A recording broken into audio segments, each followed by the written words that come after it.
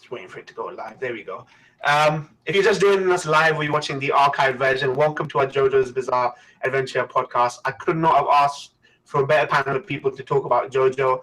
We will be talking about part 1 to 4 of the anime. It's anime-only discussion. So if you haven't seen JoJo's Bizarre Adventure and you don't want to know anything at all about it, don't want to get spoiled, like I've been spoiled a few times, please be sure to tune out. But if you caught up, you can come back and watch it. So if you don't care, you just want to see the discussion, please be sure to do so.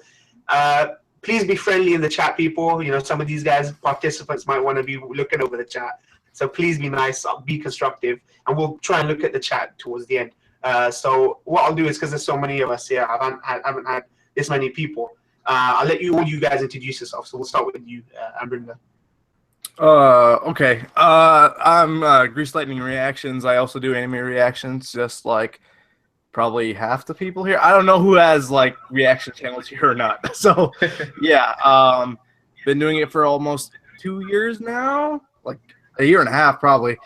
And yeah, I watched JoJo, started it in like 2012 when it first started coming out, and then I'm a huge fan, so I'm really happy that I'm part of this whole thing. Nice. I watched JoJo last year, so this was recent.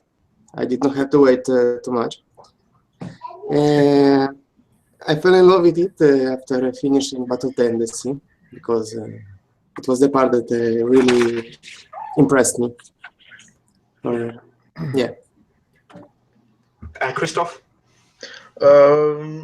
I watched JoJo in 2012. The first time I watched it, I wasn't really for me, but I came back 6 months after, and I directly fall in love with the style. Yeah. Now I am at part 7 in the manga. Oh wow! Wow. So, wow. Yeah, Dan, introduce yourself. Yeah. Sorry. I'm Dan. I'm still anime only for JoJo, but I want to get on the manga soon when I catch up to Haikyuu. I've probably been watching for like a year, maybe just over a year, and part 4 is definitely my favorite part so far. So I'm really glad to be on here. Yeah. Jess. Hi, I'm Jess. I also review and react to anime and manga. I have a YouTube channel, Jess Reviews, and I am pretty new to the world of JoJo. I just began watching it this past year, 2016. I watched parts 1 and 2 last year, and 3 and 4 over the course of the past month. I've binge watched the entire thing, and I just started part 5, and I am really in love with the entire series. So I'm happy to talk about it today. And I will, of course, have all of these participants' details in the description box of the archive version. So if you want to go and check out their content, especially Jess's reviews or Grease Lightning's reactions, and Daniel also has a channel. And if you've got any links, Christoph, I'll be sure to put that in the description box. So let's get started. I've got a bunch of talking points. I'm going to go around everyone, so everyone has their say. You know, trying to get a little bit into the heads of people who do end up, appreciating JoJo. So the first thing I want to ask is, I know it's obvious to say, but the show is rather bizarre, as the title says. I think each and every one of you and any fan of JoJo has their moment where they fell in love with the show. At what point did JoJo's Bizarre Adventure click with you guys? Let's start with you, Amrinda. So I think when it first started, like I started really liking it. It was really episode 1 when they introduced like when Dio finally got his when he got his vampiric power stuff.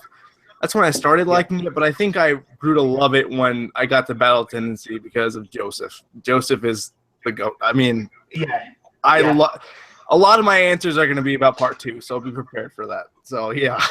Yeah, I think a lot of us will share that kind of sentiment about part 2 being one of the highlights of the initial part of the series. Bogdi, what about you? Where did it click for you, this bizarre show?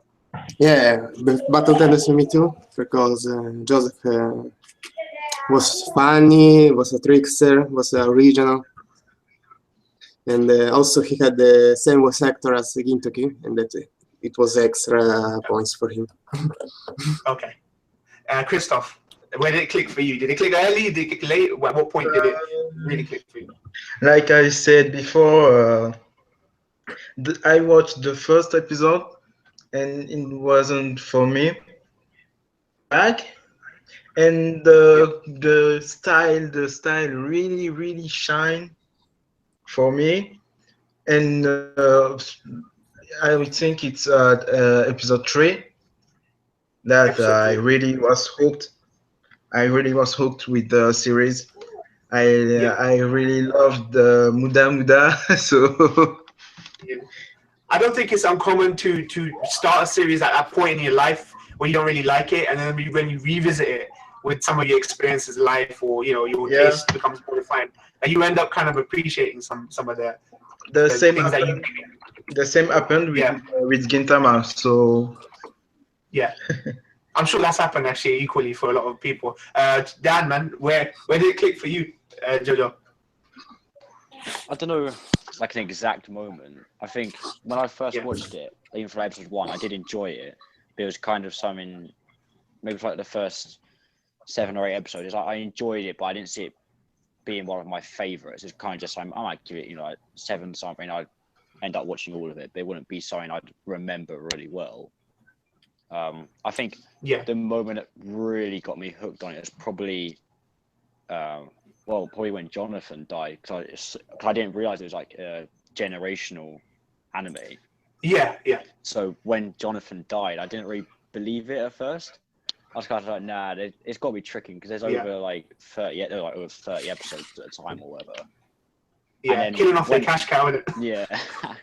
So when I saw it, went straight into part 2.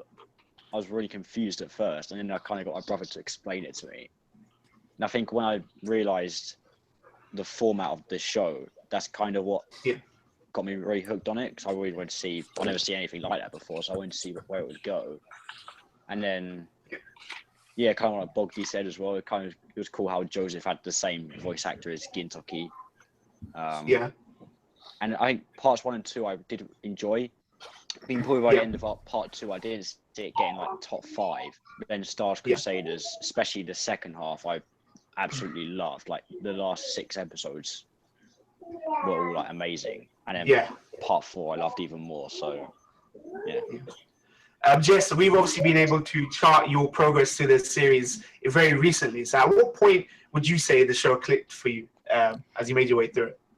It's really one of those things where it's kind of difficult to pin down a single moment, because I really did enjoy it from the first 2 or 3 episodes. Like I enjoyed part 1, but a few points that just like in a progression of beginning to like it more and more. When Jonathan died, that really impressed me. Like, obviously, leading into the series is generational, all in all. Then Joseph, I love Joseph so much. He's still to this day my favorite character in JoJo, and probably one of my favorite characters in general.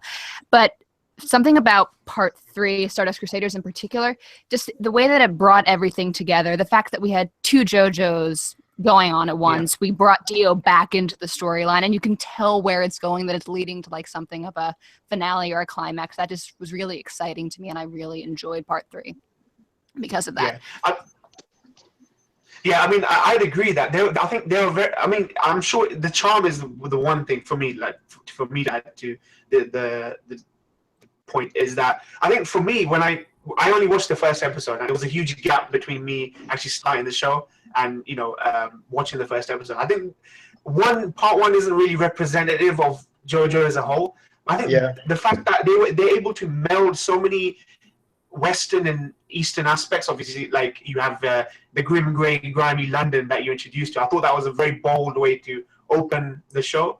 And having that kind of contrast with these flamboyant anime characters shoved into very familiar environments. So it's like when I think of classic London or classic England, I think of Sweeney Todd, grim, grey, grimy, this kind of den of iniquity, cesspool. And then you shove these really flamboyant, posing characters like Dio, like Jonathan into the mix of it. And I thought immediately there's a charm about that. And I thought it deserved my respect, and it deserved my attention, and I kept watching it. And I think you touched on this before, Daniel, that it's very unheard of to just end your protagonist like that, and you're thinking, what's next? this is a very definitive conclusion to this character.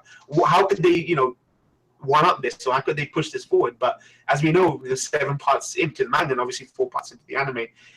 They've able to keep that momentum, and that actually comes on to my next question for you guys. That it's very rare for us to follow the bloodline or chart the bloodline of a protagonist that we're introduced to at the beginning. It's very rare for us to see that, and we only really get a brief moment with each of these Joestars. So from part 1 to part 4, who would you say is your favorite Joe and why? We'll start with you, Grease. I'm sure you guys have touched on it, but is there any particular reason why you like a specific Joe? Yeah, I mean, I think it's easily Joseph for me.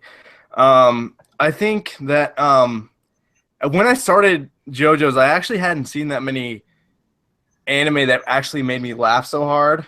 So that you make an immediate connection to a funny character. You don't need to overanalyze it. He just was goofy in a different way, and I never saw it coming. And also, that voice actor is iconic. He is amazing. Every show that he pops up in is phenomenal. Even currently, I smile from ear to ear. It's just crazy whenever he's on screen. And yeah, I really think that part 1 before it, with Jonathan, I just thought that everything on part 1, aside from a couple things and Dio, could have passed for something else, something that isn't as unique as what I think of JoJo now. And I think Joseph is what really kickstarted all of that. And it started my whole love for JoJo's right there. And that's why I got to give credit to Joseph. And even seeing him in his old age, it was always exciting to see him come back. So, yeah. Yeah.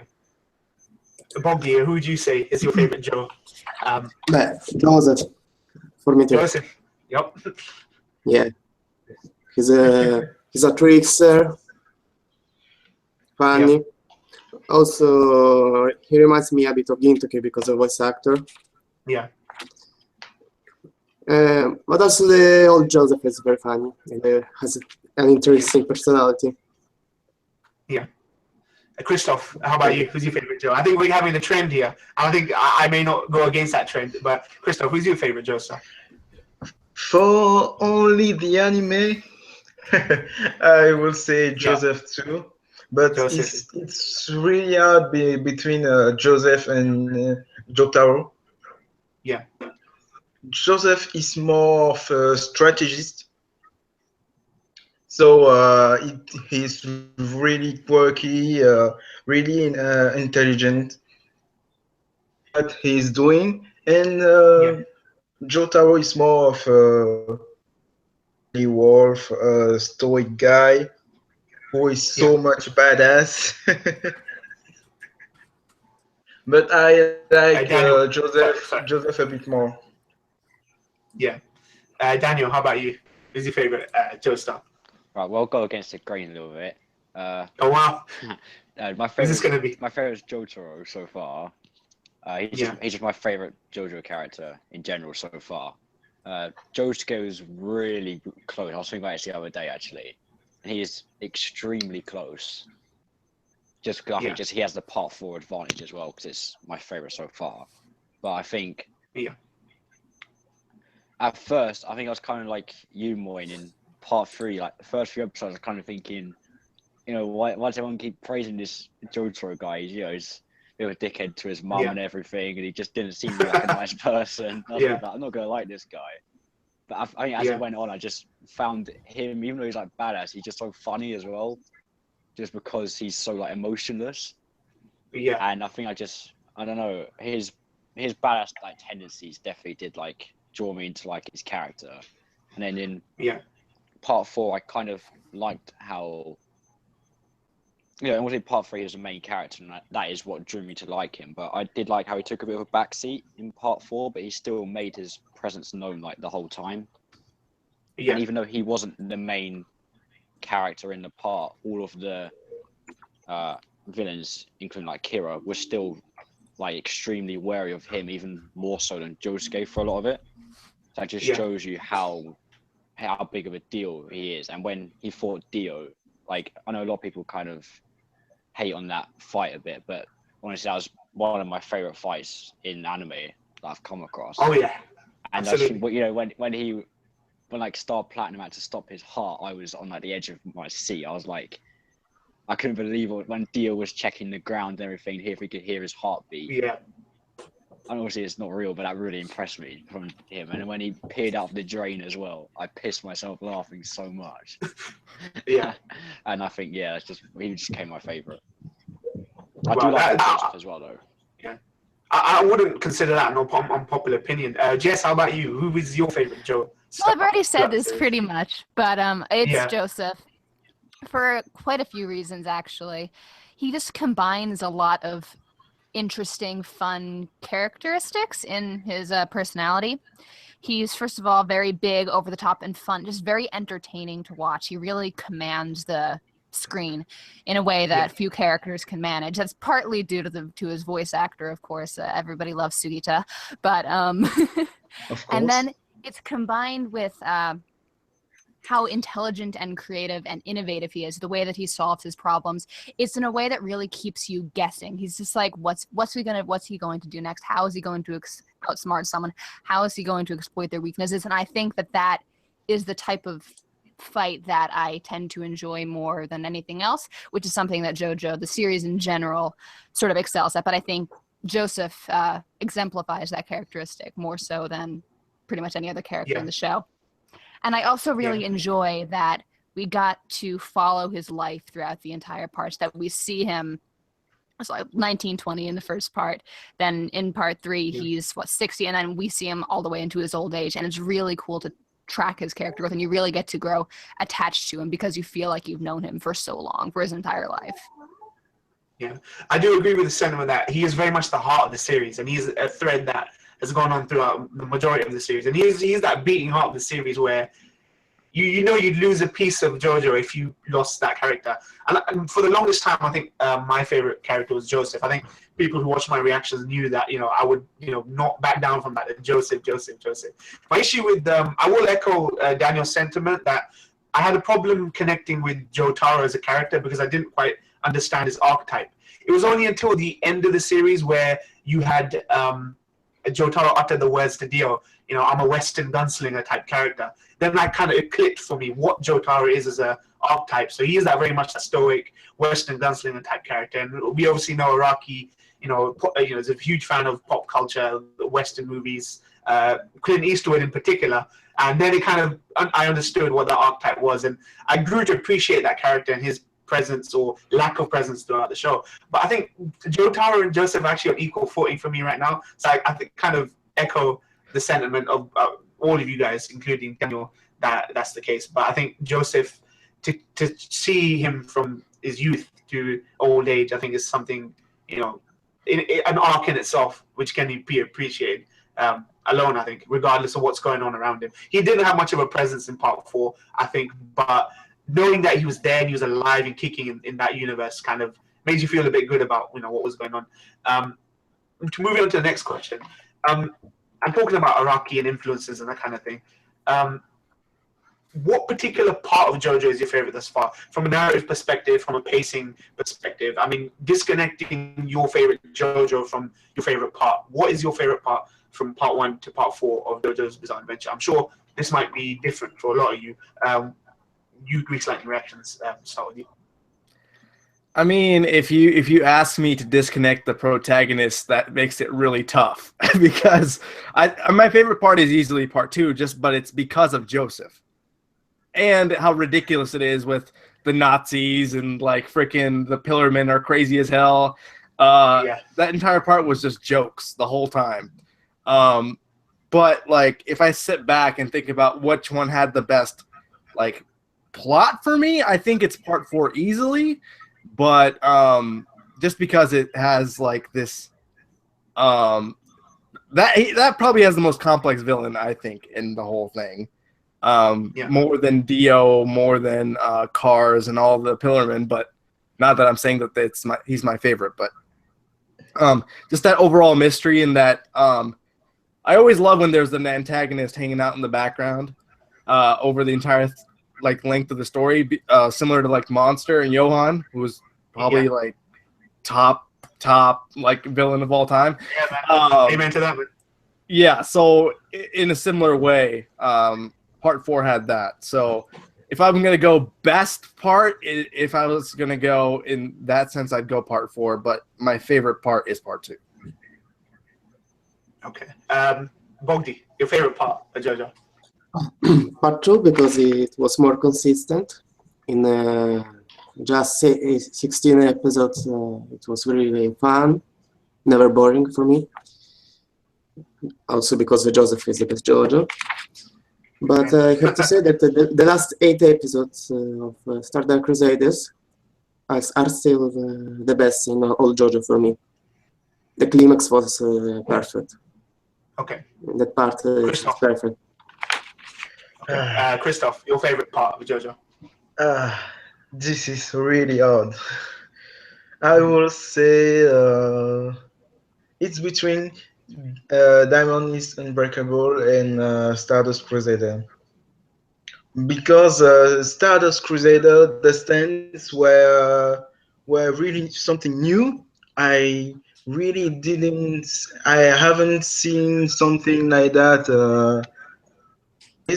So I was really surprised, and also the journey. I like the journey with the characters and the fights, the interaction between the characters. I really like the pacing too, because it's really a journey. It's not just a little adventure. They go to this point to another point in 1 or 2 episodes. Yeah. They are really people that are working towards a goal, a country which is really far. You really don't just jump to Egypt. So it was really Yeah, exactly. so it was really a real journey with a real slow pacing, them working, and I like that. Yeah. So Stardust Crusader. That road trip feel. Yeah, they covered a huge distance together. And yeah, you're right. Not globe trotting and hopping like Jason Bourne movies or James Bond movies, but they were literally going from across in the Middle East basically. Daniel, what about you? What's your favorite part of JoJo? Divorcing it from any of your favorite JoJos. I mean, I know it could be because it's a high, but I think I have to say part 4 is my favorite. I think I just love the cast of like part 3 as well, and part 2 and part 1 I like the cast too. But I think part 4 just had, I don't know, something just clicked with it. I know the art style at first I wasn't really too sure about it, but after a few episodes I really did it. I really did like it. And I think Kira as well, when he came in, he was such a good villain. I think, he was kind of like the villain, like we said, like Johan, where he's kind of like lingering in the background. Same with like Friend from 20th Century Boys, Takasugi from Gintama, and like those 4 are probably my 4 favorite villains, well, other than Hisoka.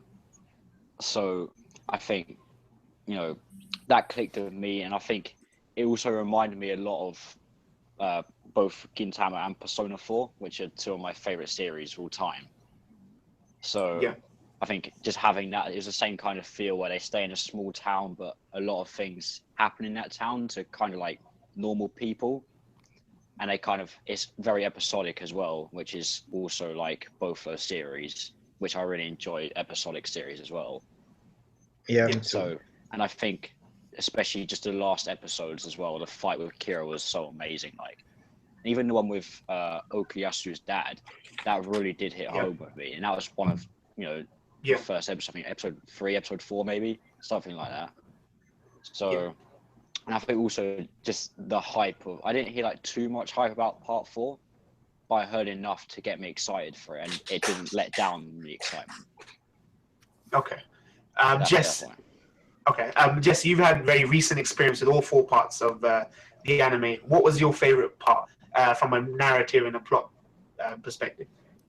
This is really difficult to answer, mostly not just because I really enjoyed all 4 parts that I have gone through, but because my appreciation for each part is largely dependent upon the fact that it's one part in a progression of several. But I think that at the end of the day, I'm torn between 3 and 4, Stardust Crusaders and Diamond is Unbreakable. I think 3 is my favorite overall, mostly because I really enjoyed the journey that they went on. It was so entertaining to me. I loved, it's probably my favorite. It focused so much just on these 5 individuals and their dog going across the world. And so we got so much time just to develop a connection to all of them. So they remain to this day my favorite JoJo cast.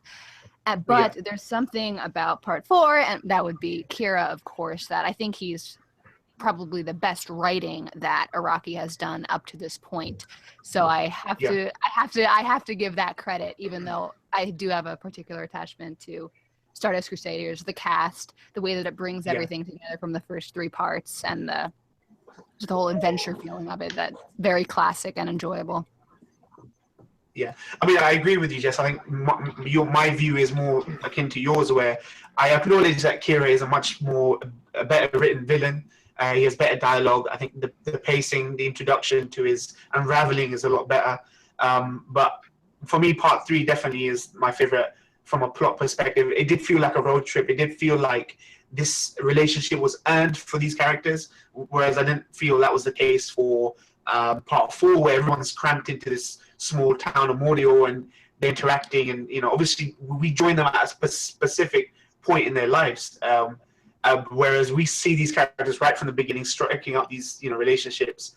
And I think a lot of people complain about the pacing issues of part 3. I'm sure you've heard it while you've been reacting to it, but I think it was earned. I think the length of the show was adequate in kind of conveying this sense of a journey and camaraderie and these guys coming together. I feel part 4, and I know some people took issue with this when I finished part 4, that they think that's so much better written part 4 is, but I don't necessarily feel that is important to the JoJo story being good in itself, because we take so many factors together.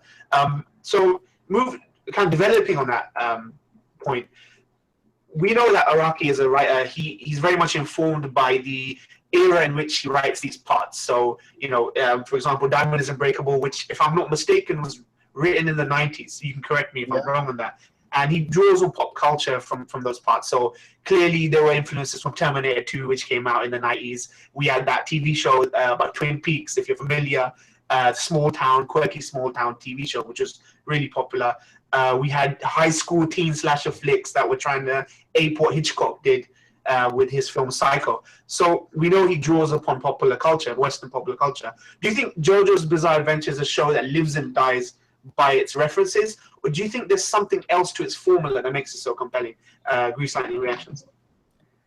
Well, at least for me personally, the references don't do anything. So most of the time, I don't realize it's a reference, unless it's really blatant. So the part in part 4 with all the stand names, of course, I can recognize some of the song titles and stuff like that. But otherwise, really, it's just how bombastic and crazy it is, how unique. Everyone knows JoJo for its poses. They know Dio, how excited. I've never seen a character like Dio before.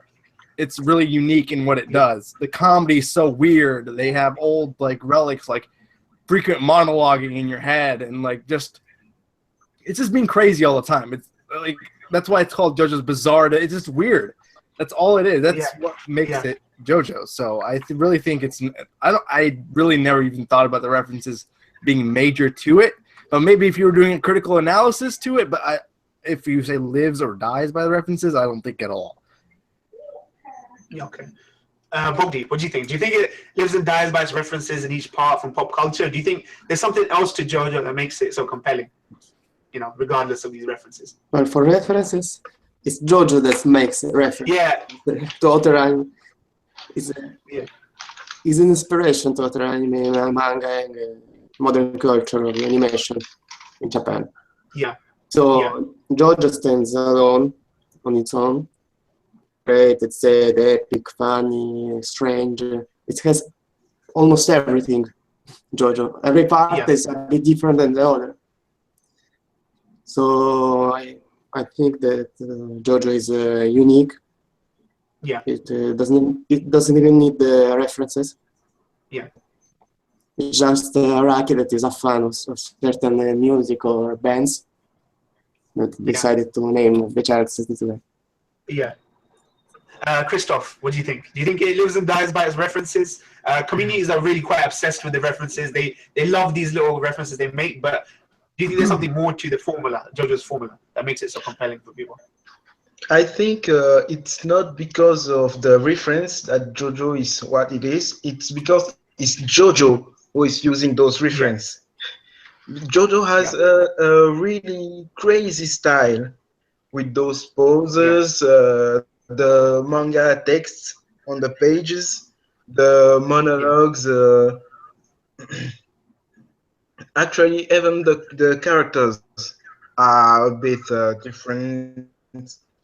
More of the style that uses reference, and those references are called by the fans. But even if you don't see those references, you will still enjoy JoJo. So yeah. Okay. Daniel, same question to you. Do you think, what I meant was that I think a lot of the scenarios, the settings, a lot of these things are informed by pop culture. But do you think without these kind of references, that kind of thing, that JoJo by itself has a formula that works for it and that makes it so compelling? What do you think? I do think that there are a lot of references, so I don't think anyone would really get all of them.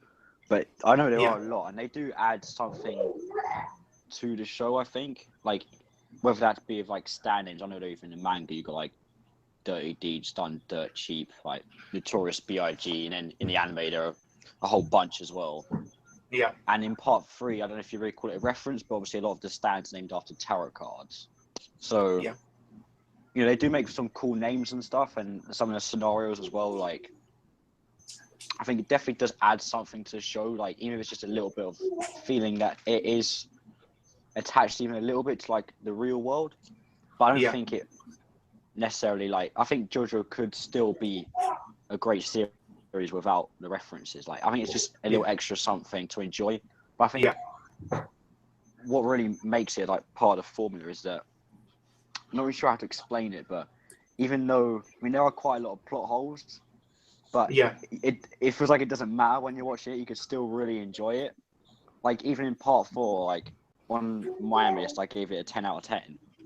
Yes. But I could say quite a few plot holes, but I didn't feel like I really cared, because it's something like you take it seriously when you need to, but it's not intended to be taken seriously all the time. Yeah. Only when you get to big moments, and then it's quite hard to find some. But there are, but I think it's just the weaving of comedic and serious that makes it for me.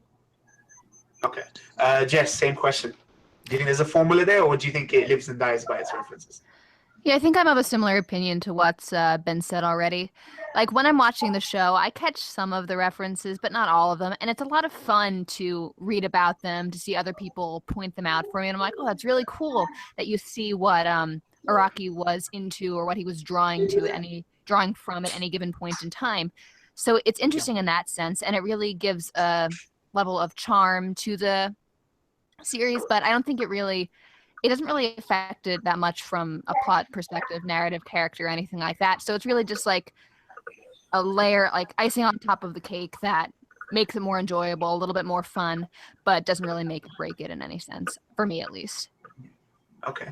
As a 90s kid myself, I identify really quite nostalgically with the 90s, which is why I was actually quite surprised that I didn't like, I didn't like part 4 more than I did, because obviously there was some references to Terminator with I can't turn into complex machinery. We had the small town quirky thing going on, and I'd seen Twin Peaks, and we had slasher flicks that we all had in the 90s with these kind of slightly deluded serial killers that were behind the scenes and no one quite knew who they were, and then they would unravel because they got some delusion. So I felt as though it had the makings for everything, but I agree. But because of that, it doesn't live and die by the references. The part has to be enjoyable. It has to have those staples of what JoJo is, which is the bizarreness, the quirkiness, the barminess, the writing, or the lack of writing. So I think I'd agree that it doesn't live by the references, but I wanted to ask you guys what you thought about that kind of thing, because I know Gintama was a show that you guys are actually really quite fond of.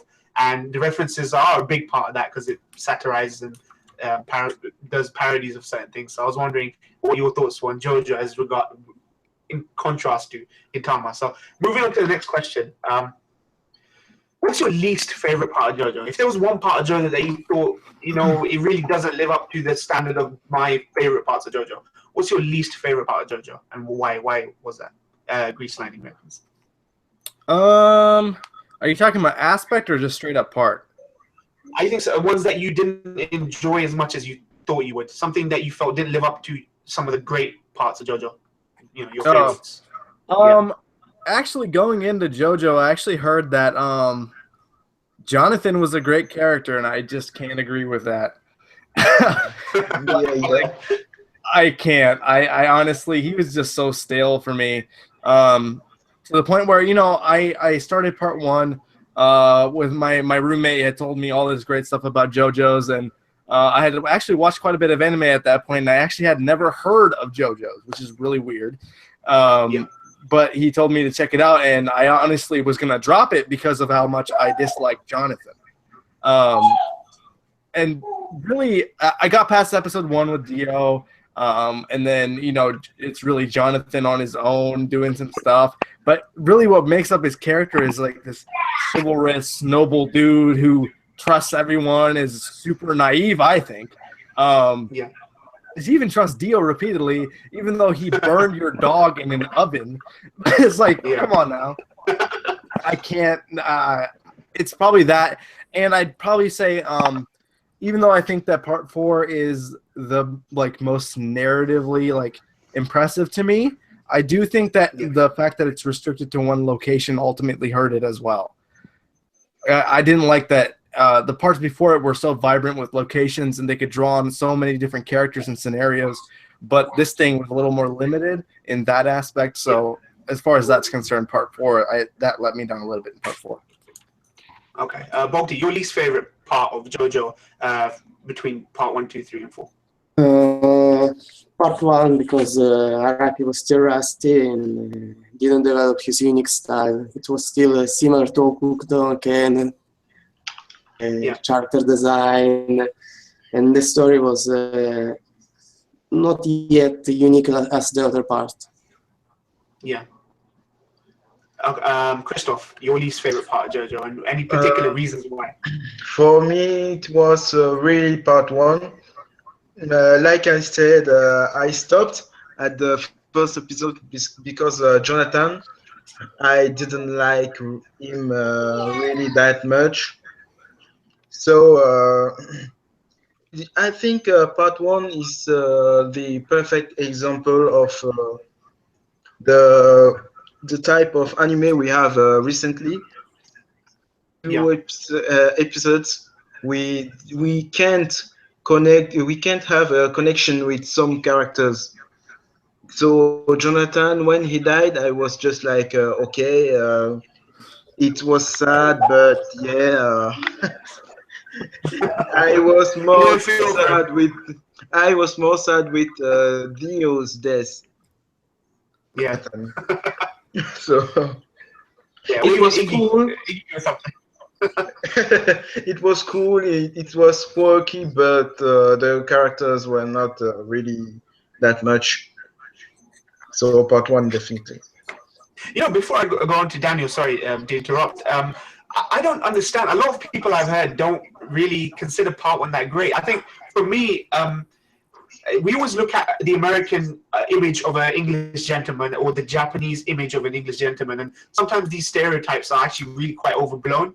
And when I saw the stereotype of an English gentleman when I started part 1, I thought it was kind of humorous and funny and added to that charm of that character. He may be the most two-dimensional, bland character or stereotype that you've ever seen, but I felt for JoJo because, it is nothing like any of the other parts going in. And I think where it started, it created a mythology. It mythologized the JoJo bloodline to have it set in classic London, where you got this gentleman and his lineage is you see some of him in his, next generation, but you know, it created this mythology around the show, which I think is very important to the show. And I'm guessing none of us would have continued watching JoJo if it wasn't for part 1 and how bizarre and balmy it was. So I often hear that you know, people really didn't you know, take to part 1 when obviously comparing it to the other parts. But I thought it was a very, very strong thing. What about you, Daniel? What do you think? What's your? It was strong. Yeah, sorry, Christoph. It was strong with. Also, we have to take the time. JoJo was published in count. So for that time, Jonathan is it's a good character. He's not bad. And the story was simple and it was quirky. It was good. It's just that it wasn't that good. Okay. Daniel, your least favorite part between part 1, 2, and 3, and 4 of JoJo? Yeah, I think I'll have to agree with part 1, but I think something that obviously I didn't dislike it. I did enjoy it, like I said, but I have heard it is quite a lot better in the manga, so I'm gonna have to check it out one day. But I think it's better. One thing that would kind of, you know, I know, say obviously I didn't like dislike it because I did like it, but I think it did something really well in that it really built up. But part 3, I think it was a really good build up for it, even though you didn't know part 3 was really going to happen. I think that just everything that Dio did in part 1 really made me hate him in time for part 3. Yeah. Obviously, after episode 1, you know, when he burned Jonathan's dog and everything, Danny, that was really like the killer blow for me. Like, okay, I really do hate this guy. But that was obviously what he was. Araki obviously intended for you to not like him. So I think he did write Dio, not the most complex, but he did really write him in the way that he wanted to get the emotion out of the readers or watchers, in that by the time part 3 comes, you really want to see Jotaro, Joseph, you know, and everyone else take him down. So I think it was a really good build-up, which will kind of stop me from criticizing it too much. And I think it was, even though it was like a really bizarre part, as the title would say, I think it was a good way of kind of introducing how weird and crazy JoJo can get. So if you're not going to like it when it goes to that extent, you might not like it later on. So I think it was a really good introductory part. If it was like, if that was part 3 or 4, then I'd probably say like, I didn't enjoy it that much. But because it was part 1, it was introductory, I'd say it was still a good part, but it's just still my least favorite. Yeah, I mean, before I go to Jess, I think I might be biased for part 1 because I like gothic horror, you know, these gothic horror figures. You know, you had vampirism, you had old London, classic London. I think I really dug that because I like that in my anime and generally. So maybe I'm a bit biased for part 1, but I agree that the subsequent parts that came really kind of showed you what JoJo could really be. And I don't think part 1 is any indicator of what we imagine JoJo to be. So Jess, I'm interested to hear what your least favorite part of JoJo has been. Yeah, I would probably say part 1 as well, though it's not so much due to dislike as just preferring what came after to it. I actually like part 1 a lot. There wasn't real it's slow, like the middle episodes, like 4, 5, and 6, they slowed down a little bit for me, so I didn't like them. Like the very beginning and the very end were much stronger than the middle for me with regards to part 1, but I really like how simple the story is in part 1 personally. Just it really is your very basic, completely good versus completely evil story. And I can see why not everybody's a huge fan of that, but I think that it really works well as a starting point, as like a point of comparison to everything that came prior. This started off as something so simple, so straightforward, so it's reasonably enjoyable on its own merits, but it's really enhanced, I think, by the parts that come after. I actually rewatched a lot of part 1 just a few days ago after having watched everything else, and I enjoyed it a lot more, knowing what's to come, knowing what's going to come from this, because this is where it all began. There wouldn't be a JoJo without part 1, even though I prefer the other parts.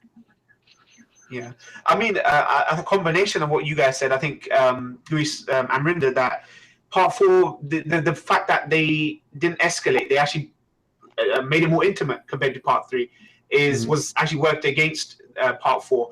My issue with part 4 wasn't necessarily pacing. It just felt as though certain things weren't earned. Certain relationships or certain characters were pushed back in favor of others. I think some people got a lot more screen time than others. I thought some interesting characters were populated into that little intimate space, and I think they could have done a lot more with them. So I think for me, part 4, which is still a very controversial opinion for people because they hold it in such high regard, that part 4 was my least favorite. And this is weird, but I do really highly regard part 1 because it's such a distinctive part of JoJo, which hasn't been aped or anything. That particular time setting, that Victorian sort of gothic horror vibe, the vampirism, the lore that spun off from there with the stone mask, because obviously part 2 was very much to part 1, and it was your brother Daniel said that Araki very much envisioned part 1, 2, and 3 as a trilogy, as a entire arc, a trilogy for Dio. So if I'm not mistaken, so I feel as though some of its parts, at least the first 3 parts for me. So I don't really feel like disconnecting part 1 by itself. I feel it's something that's the sum of its parts. And that brings me actually on to the next one. Next question is, most of the villains in these parts have been very larger than life. Dio looms large over this series, but Kaz, Wamu, all these other characters, even the what's it called?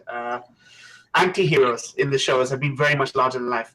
Who have been your favorite villains in the show, or who is your favorite villain in the show? And I know this might be Dio for all of you, but obviously we can take into account part 1, 2, and 3. I mean 4 as well. Amrinda. It's Dio. I mean, Dio is easily my favorite. Yeah. Even in part 1, he's what drove me into the series. He's what got me going. Just his sound effects that he makes, the way he talks, how just weird he is. I like that in part 3 he's looming in the background, similar to what I was saying about Kira. He's also ever present in part 3. Dio is. I like that. Even though I usually don't like Monster of the Week style things, part 3 worked because I knew that Dio was that end goal for me. That they were slowly building towards this guy that I really wanted to just get destroyed.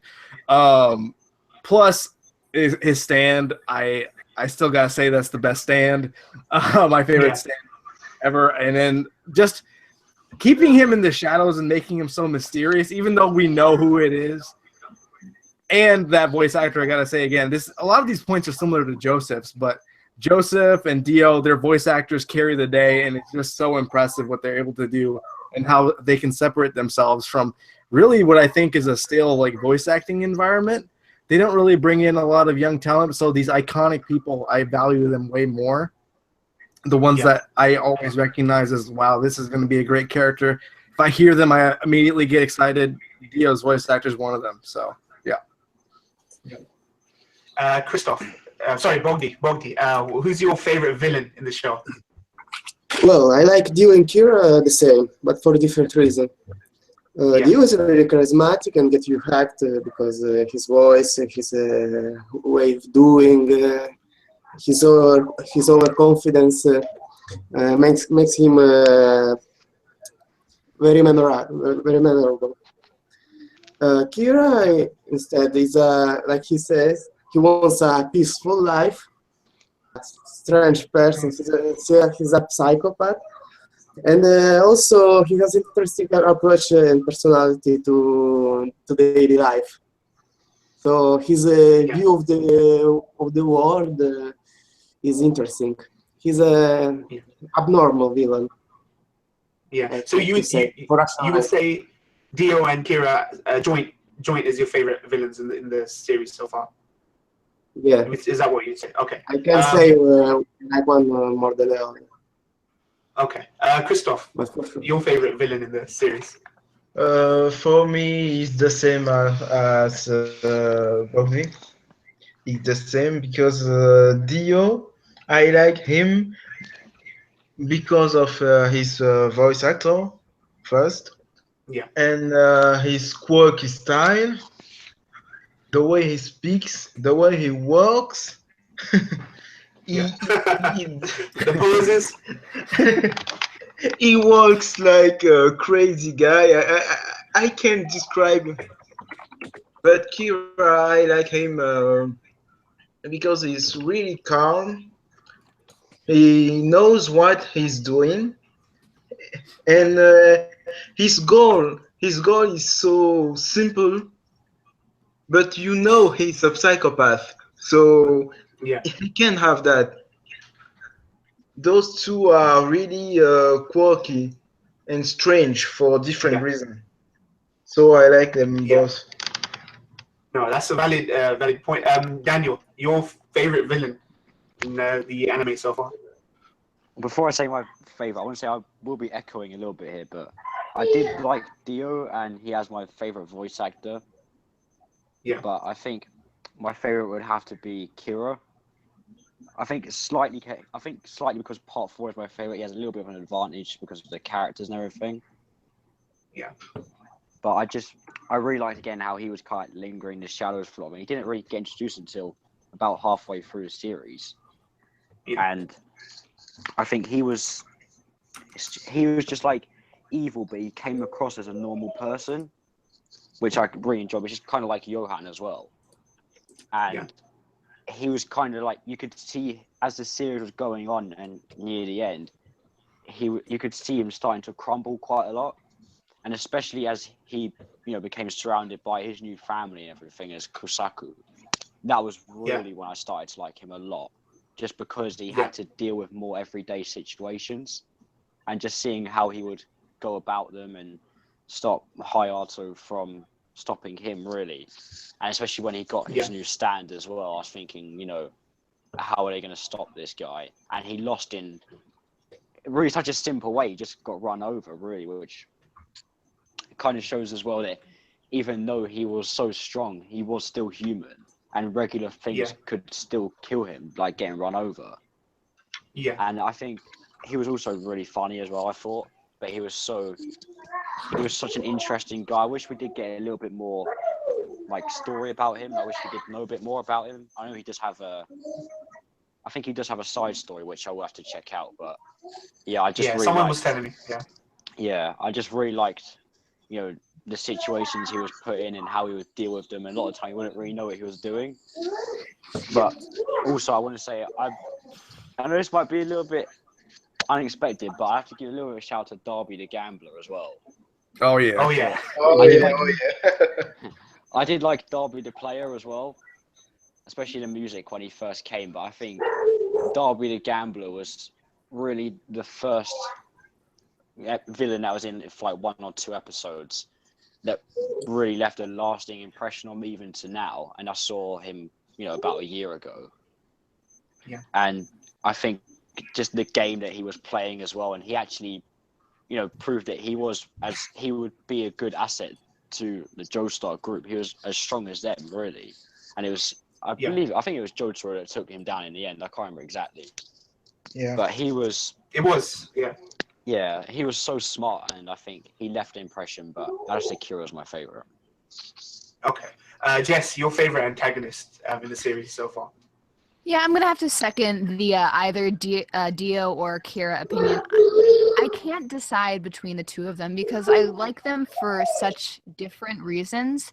The thing about Dio is that he is such a memorable, unforgettable character that just commands the screen whenever he's present, and you can't ignore him. He is so present in the series on the whole. Like this, JoJo is so dependent upon the existence of Dio that he really drives the story in a way that few other characters do. And I love that story between Dio and the Joestars. But I think that Kira is a slightly better written villain, mostly because the thing about Kira is that it's more frightening in that this sort of person, this sort of character can actually exist. With obviously not the stand part, but just like the idea of someone quietly living in this town for 15 years, offing so many people, completely getting away with it, then sneaking his way into this family and almost getting away with it. There's just a subtle, quieter horror about that is so incredibly striking that I have to give it to Kira as well. And a brief shout out to Vanilla Ice, who is probably the most hateable villain in this entire series. I'm never going to get over that. It's just terrible person, and I love him for it. Yeah, I want to actually echo exactly what you said, Jess, and you, Amrinda, that for me, it doesn't come down to the why. It doesn't come down to Kira and Dio. I think for me, Dio is far and out better than Kira for me. I mean, I've had experiences with a lot of fans that, despite their own experiences with Dio, to say that, oh, Dio is so badly written, he's so cheesy, he's so two-dimensional as a character. But this was the character that really popularized JoJo, like as a meme culture and as a phenomenon, amongst the fan base. I think what Grease said is that because we knew what Dio was capable of, that payoff at the end of Stardust Crusaders meant something. So despite it being dragged out or the pacing issues, we knew that reward was there, and it kept us going on part 3. My issue with Kira is maybe I felt that his archetype I'd been familiar with, like a Patrick Bateman type character in Psycho, or very much one of those. I agree with you, Jess, that it's dangerous that a guy like this could exist. Some mentally deluded guy who got the power of a stand, and how dangerous that could be for people, especially if he was one of these invisible guys that could just blend into society completely normally, but he was holding these psychopathic tendencies. So I think he was really fearsome until the beginning. I do feel as though, whether intentional or unintentional, his unraveling at the end kind of deflated it. By default, it deflated that finale that was so exceptional in Stardust Crusaders. And I think, for me, Dio is a villain that is appropriate for JoJo. I don't necessarily feel that if we got more really well-written, complex characters like Kira, that it would necessarily make the show better. I think someone like Dio fits perfectly into any part of the show. And I guess it's more about expectations. Have you had these situations with people, Jess or Grease, where there's always a debate between, despite their experiences of Dio, saying he's actually really quite terrible compared to Kira? Or do you have people talking to you guys that say that they're very similar? They hold them in the equal regard. Like in my channel, basically? Yeah, your channel, or people you've interacted with. So I went over that at the end of part 4 when I finished my reactions. Just said that I think that while Kira may be the more complex and like maybe better written character, that I still prefer Dio because of the impact he had on me. Almost everyone in my channel said that we respect your opinion. At least you acknowledge that Kira's a good villain. That's all I got. So yeah. What about you, Jess? I haven't really gotten that much of anything yet because I haven't put out any reviews. I've just watched the episodes. I'm still working on that, so I haven't received many comments regarding that. But I think that at the end of the day, I'm going to have to say that I overall enjoyed Dio's story in parts 1 through 3 more than I did just in part 4. When Kira was on screen, especially when the scenes with Hayato, I loved it so much. But part 4 on the whole did not have the same impact on me as it did the whole parts 1 through 3 story. It might just be because it's not fully rounded out yet. There might be more stuff in parts 5 and 6 that might make me appreciate part 4 more. I'm not quite sure. Yeah. But part 3 as a rounded out, parts 1, 2, and 3 as a rounded out story, Dio, I think I do have a slight preference. Okay, that's fine. We're approaching the last 2 points. Focusing particularly on the specific parts now, I'm going to talk about part 3.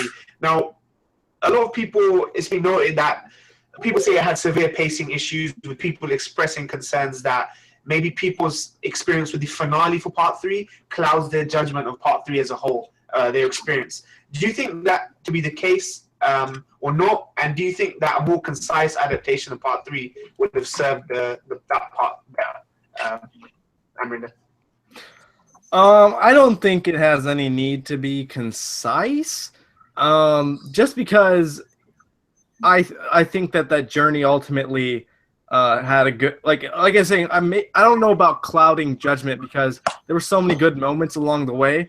I do think there were certain parts where I felt like that the antagonist they were going against wasn't very interesting, but there were so many parts that were memorable, whether it was like the weird ways that Joseph would swear from time to time, that cherry licking scene from Kakyoin, there's so many random memorable moments along the way and going through so many locations. and it being that long made it more believable that they were going from Japan to Egypt, and they have all these problems along the way, and they gave us time to really like.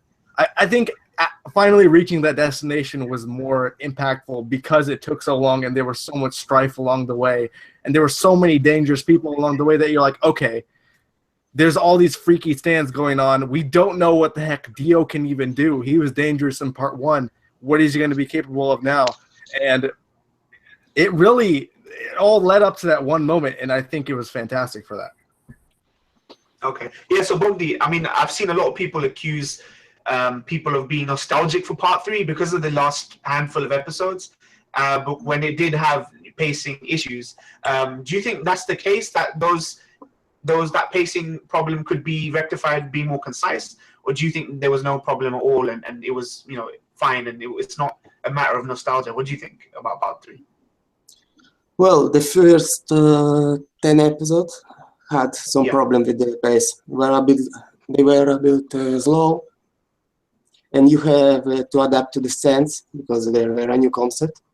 Yeah. But after this episode, in particular the second part in Egypt, Dark Crusader was great because all right. Only the first 10 episodes were a bit slow. For the rest, it was good. First 10 episodes. Yeah, I think I'd agree with you. I did get a lot of flack for criticizing the first 9 episodes. I think when I started Stardust Crusaders, I think you're familiar with that. Like, people were like, get used to it. Don't call them this, that. It's still a bit of ways to go before it gets good. And I think I agree. At least the first 9 episodes were slightly off. Christoph, what do you think? Do you think there's a nostalgia factor there for part 3, or do you think there were actual legitimate pacing issues that could have been rectified by being more concise?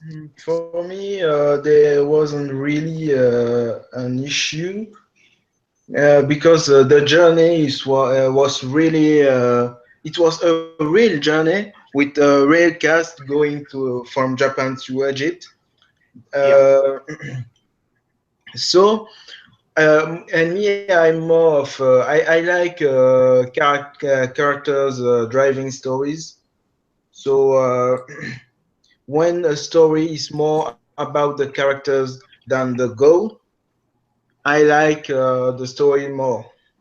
Sometimes the plot is complicated and really have the time to have connection with characters and others, and it's become a mess. But with Stardust, it was a real journey with a real cast that goes on, and the final is just it's just like a trophy for the whole of the journey.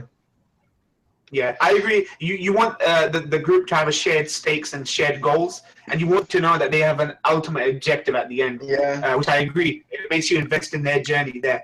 What happens next and joining them. Daniel, what about you?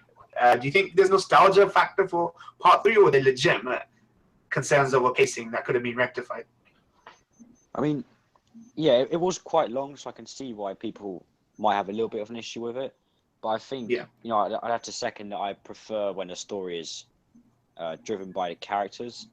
So I think it was good that because it was quite long, each of the Crusaders, like even Iggy, had their own few episodes where they could really show off their characteristics. We had Polnareff with Anubis and Avdol when he came back from the dead kind of thing.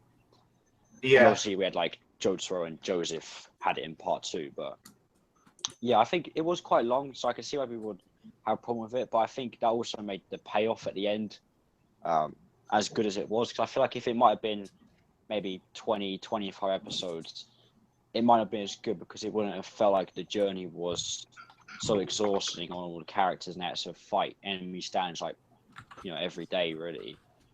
Yeah. So I feel like they went through, because they had to fight against so many different stand users, and they had to go, even when they weren't fighting stand users, there were a lot of trials and tribulations they had to go through just to even find Dio's mansion in the first place, let alone actually defeating it. So I think because of that and how much time it took, in episodes wise, I think that really made the payoff as good as it was. And if it was maybe at 20 episodes, it might not have been as good. So, yeah. Yeah. Would you say, Daniel, that people are nostalgic about it, so they're less critical of part 3 from people you've spoken to? Would you say that's not the case?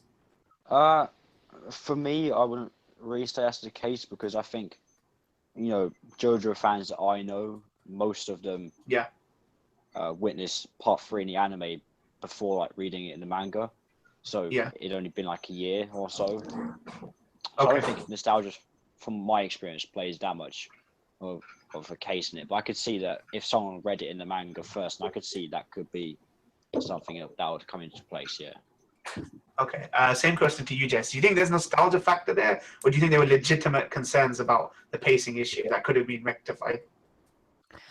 The thing about part 3 is that the pacing, it never really bothered me. Do I think that I probably could have gone without 1 or 2 of the stand fights? Yes. Do I think that some of them, maybe some of the 2-parters could have been consolidated into 1? Probably, but it really never detracted from my enjoyment or anything like that, because the purpose of the story, that we're going on a journey around the world and there are going to be obstacles in the way. It's a very, very simple premise that we're going with. And it created a vehicle in which all of our characters each had moments to shine, and we spent so much time with them overcoming these problems that we got to get very attached to all of them. So frankly, it never really bothered me. I think maybe it could have, like, a few edits, alter a fight here, shorten a fight there, but aside from that, I really don't think that pacing was an issue that much in Stardust Crusaders. Yeah, I mean, I was accused by a few people of having nostalgia for part 3, when someone actually made the point that I managed to watch part 1 to part 4 in the space of a year. So I don't know where nostalgia comes from. I wasn't watching it in real time when it was, you know, coming out in Japan and that kind of thing. But I agree that there were some pacing issues in the first 9 episodes, as Bogdi said. But I think after that, we were on that journey. We were with these guys, and that payoff, you know, there was a curve there. It wasn't erratic. There was definitely an upward curve in that series, and that kind of, you know, that whole experience I took as a whole rather than disparate elements. You know, I don't divorce part 1 sort of Stardust Crusaders and part 2. I think of them as a whole. We're on to our last question now before we look at the chat and then we give some shout outs. But let's talk about Diamond is Unbreakable. I think Diamond was Unbreakable was a part that felt more intimate and less bombastic than part 3, obviously. But when you went into part 4, were you looking for something that escalated from part 3? Did you appreciate this more kind of shrinking down, being a setting that was more intimate? What were your feelings going into part 4 when you came out of part 3, Amrinda? Well, you touched on this, yeah. What was that? You touched on this before, but what were your thoughts coming in from part 3 onto part 4? Okay.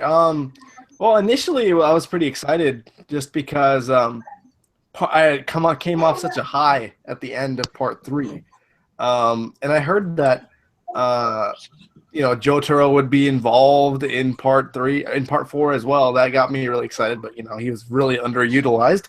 But I will say he was the one who ended up kicking Kira's ass, so I'm gonna give him credit for that. I really enjoyed it from the beginning because I think Josuke was such a good character as well, like the hot head character, but he was still funny, so he kind of reminded me of Joseph in a way. But like I was saying before, with the one city environment, I thought that you know, they went with the format of part 3 in terms of Monster of the Week, but I don't think it works as well because you're in this small confined environment. It's like, where are all these people coming from? It's just like, these guys can't catch a break. It doesn't make any sense. Yeah, I think that overall, I think that the cast, I did prefer the cast of part 4 to part 3 for the most part, because I was just talking to Chad a little bit about, I really didn't like Abdul. There's always one character, I think, in each part that really I didn't really like. Part 1, you know, like I said, Jonathan. Part 2, it's harder to think of anyone who I didn't like in part 2. Yeah, it's hard to. I can't even come up with one. Part 3, I really didn't like Abdul, and in part 4, I didn't like. What was his name? The one with the Dragon Ball Z reference stand. Koichi. The kid. Koichi, yeah. Koichi. I hated Koichi. And I got a lot of crap from people trying to convince me that he was such an amazing character. But yeah, overall, the cat I love. Rohan was just such a good character. I can't believe how much I loved Rohan. And I didn't think there were like. I think the frequency of this, even though I don't think there should have been as many like Monster of the Week parts in this, and that this part is the one that I thought should be more like concise and more focused on, you know, maybe the first half, but we kept getting interruptions. Okay, we introduced Kira. Okay, I'm really excited to see more about Kira. All right, no, we're going to do 4 weeks of Monster of the Week. All right, now we're back to Kira. Okay, no, we're going to go back. I think that had worse pacing in those regards than part 3, because at least there was this journey that we were making, and it made sense all of this was going on, that Dio sent these people out there to stop them along the way. But in part 4, it was just like crazy. Like that grandpa dude pissed me off so much. I hate that guy. Oh man. Yeah, that's basically my thoughts on part 4. I agree. There were people trying to justify that. Yeah, there were reasons for everyone being where they were.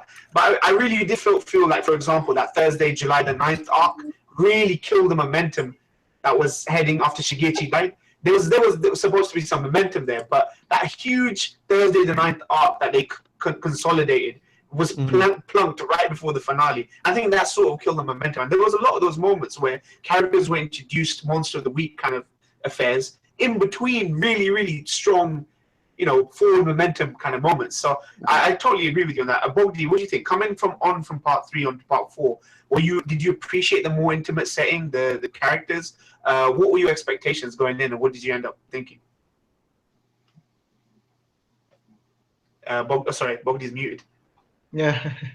Oh, sorry, Christoph. We'll go and move on to Christoph for now. What do you think? For me, when I came into part 4, I wasn't really expecting that much. I knew I would enjoy it anyway, so I just came. I liked the cast. The cast was really great. I don't really have issues with slice of life type shows. I really like them. So the Morio City situation wasn't really an issue for me. Okay. The fact that they are actually, because Kira is a murderer. 15 years we couldn't stop him. The police couldn't find him, so the cast would not find him in an instant. It's not possible. So I like the fact that we show Kira now, and then it's in the shadows, and we don't see him, and then he comes back after. We need evidence in this type of shows, in this type of stories. We need evidence. It's like Detective Conan, because it's too long. But in this type of shows, you can solve some crimes instantly. No evidence, so you need some evidence, and you need Kira to make some to leave some evidence behind him to be able to find him. So it wasn't really an issue for me. Yeah. Okay, no, I totally agree. Before I go on to you, Dan, I'll go back to Bogdi. Same question. Like, when you came off part 3 and you came into part 4, did you appreciate the more intimate setting, coming on? Did you want something more escalated? What were your thoughts? I liked it, but it was better written. The character interacted in an interesting way. But I had all this time the feeling that Araki did not use the full potential of this setting. But he could use better in a better way some characters. For example, Koichi for some time disappears. Yeah.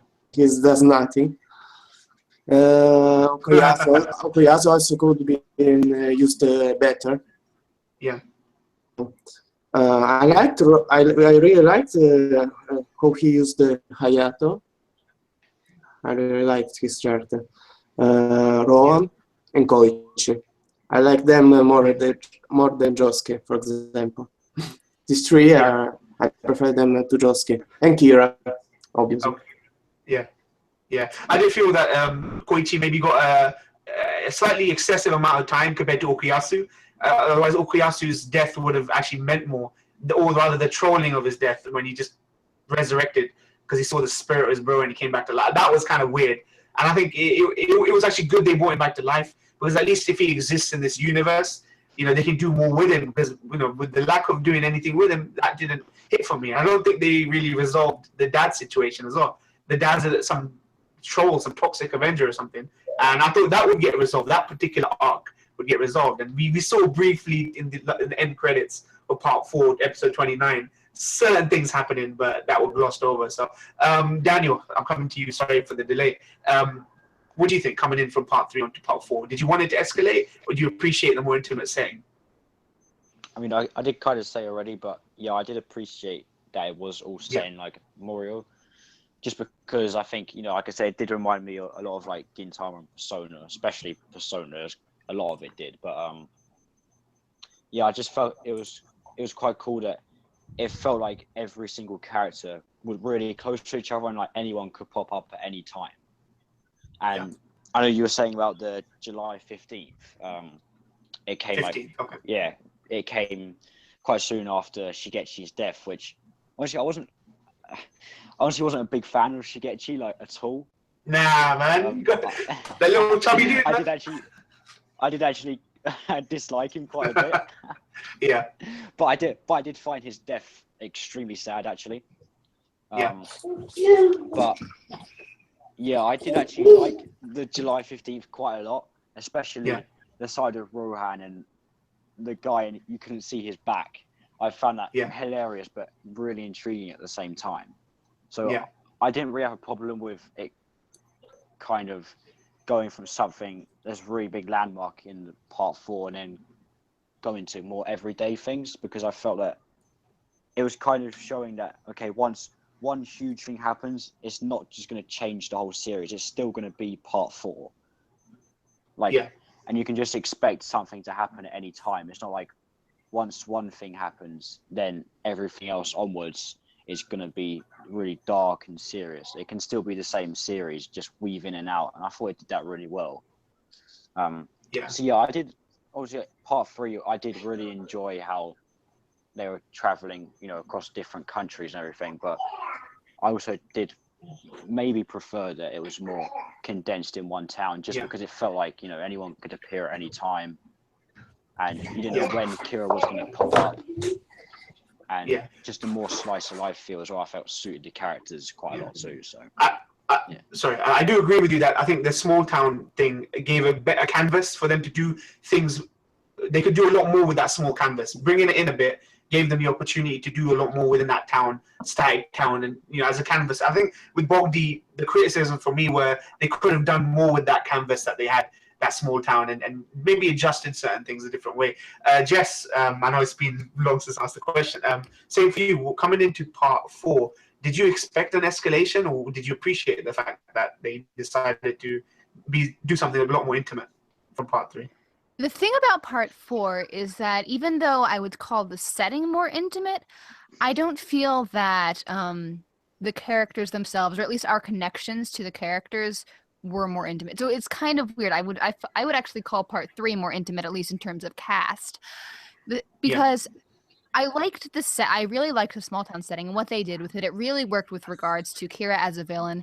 And it's just like, yes, we all know everybody, but who do we trust? We don't really know whether this is going to last. We might be friends tomorrow. We might be enemies tomorrow. I don't know. And that was really interesting. It kept you guessing. But I felt that in Part 3, all the characters, most of them aren't the most brilliantly written characters, but they're simple, they're straightforward. We know who they are, we know what they want, and we care about them because of that. I can't say that I felt that way toward every Part 4 character. I did toward a few of them, definitely. I definitely loved Rohan, I loved Hayato, and I loved Kira as a villain. I like Josuke as well. But outside of them and the recurring characters of Joseph and Jotaro, but aside from that, I didn't feel that for the Part 4 characters, which was kind of disappointing for me. But yeah, I guess that would be my assessment. Yeah, no, I completely agree. Even though the setting was more intimate, I didn't feel as though our connection to each character is intimate. I still feel Well, that they were a little we saw underutilized, a lot of them. absolutely. I think Koichi had a lot of screen time. Okuyasu not enough screen time. Tonio was in one episode and maybe an appearance in another one.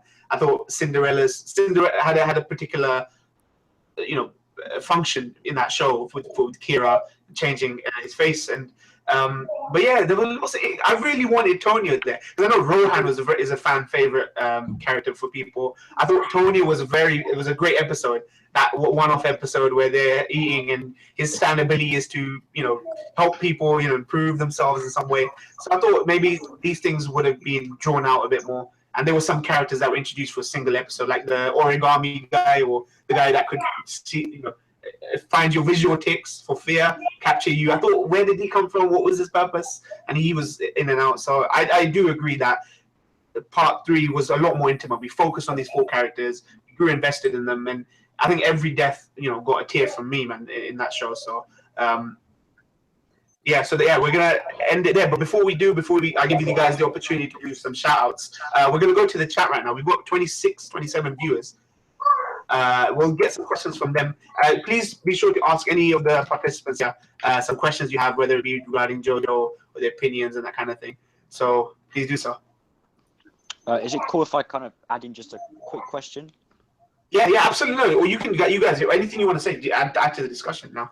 If you want to. I kind of just thought, is there any? When I say side character, I don't mean characters like Polnareff and Kakyo. I mean like really side characters. Is there anyone that really caught anyone's attention they've had a particular liking for at any point in JoJo? You're talking about Part 2. Who's the Nazi again? What's his name? I forgot his name. He was so memorable. Stroheim, yes. I felt guilty for liking that character because he is a Nazi character. And I thought that was quite controversial. Part 2 was, and also the fact that Joseph was peeking in the woman that turned out to be his mother. So that was actually really quite controversial. On her bathing or changing or something. I thought Part 2 was so ballsy and unapologetic. That's also the reason why I liked it. But yeah, Stroheim as a support character, I think most of all is my favorite support character in all 4 parts. Any of you guys? What do you guys think? Amrinda, who's your favorite support side character in the show? I can't really think of anyone outside of the main cast like that really shows up for an extended period of time. I keep thinking of the people that they encounter more so than any of the characters that join them along the way. I do want to give a little shout out to Zeppeli. No one talked about Zeppeli at all. Yeah. Because he's one of the other reasons that I got through Part 1. So just like Zeppeli, Speedwagon, the man whose name is still in the freaking show somehow. Yeah. So maybe those two, I think, for the most part. They certainly all deserve shout-outs. Bogdi, your favorite support character or side character? Stroheim is Speedwagon. Yeah, Speedwagon. Oh, yeah, sure. There's 2. Christoph? Just hero cast or also villain cast? Any support side character, anti-hero. I still love Wamu.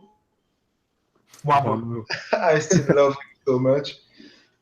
Yeah, Caesar as well. We got Caesar Zeppeli as well in Part 2. Caesar is he's really a fan favorite. Mentioning him, it's really it's easy. It's too easy. Yeah. Daniel, your favorite support character? Since you brought up the question. Yeah, I don't know if this is the reason I asked it. I don't know if he's really my favorite support character, but I definitely have to say Miki Taka from Part 4. I wish he did get a bit more screen time, but I feel like whenever he was on screen, I'm not really sure what exactly it was about him, but he just made me laugh. Like whenever even if he was doing something serious, I'd end up just laughing. And is he the con artist? The con artist guy. He's the alien. Alien, Alien.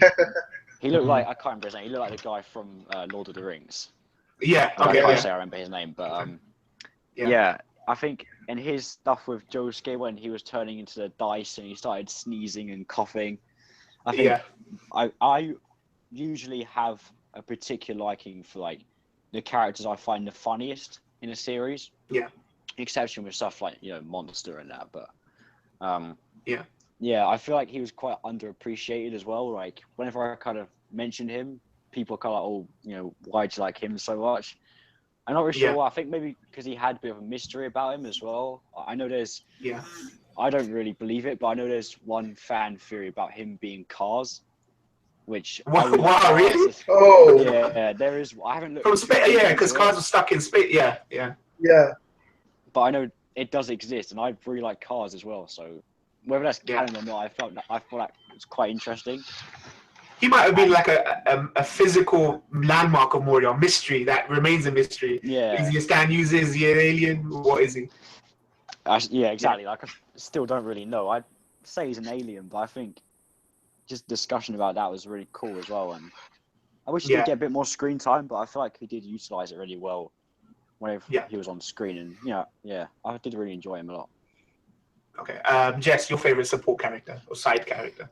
Yeah, I'm not sure if I have anybody that hasn't been mentioned already. I'm inclined to say Caesar, but he's probably almost in line of like a main cast, like Paul Naref and whatnot would be in part 3. But everybody that's been said already. Okay, everyone's I mean, these are the prominent, memorable ones. I think we all kind of would agree with. I mean, Amrinda, you're totally right for bringing up Zeppeli from part 1. I mean, even though I'm a huge fan of part 1, that moment where Zeppeli forms the resolve to go and help them, that was such a brilliant moment. It's one of the biggest moments in the story. It was, and it's so iconic, and the music playing at the end of the episode, and the pose and all that stuff. You know what? That was like the first key moment where emotionally I was actually quite attached to that show, particularly. So let's take some questions from the chat. We've got 27 people. I'm sure someone has a thing. Do any of you guys want to have any questions of Bogdi, Daniel, Jess, and Rinda?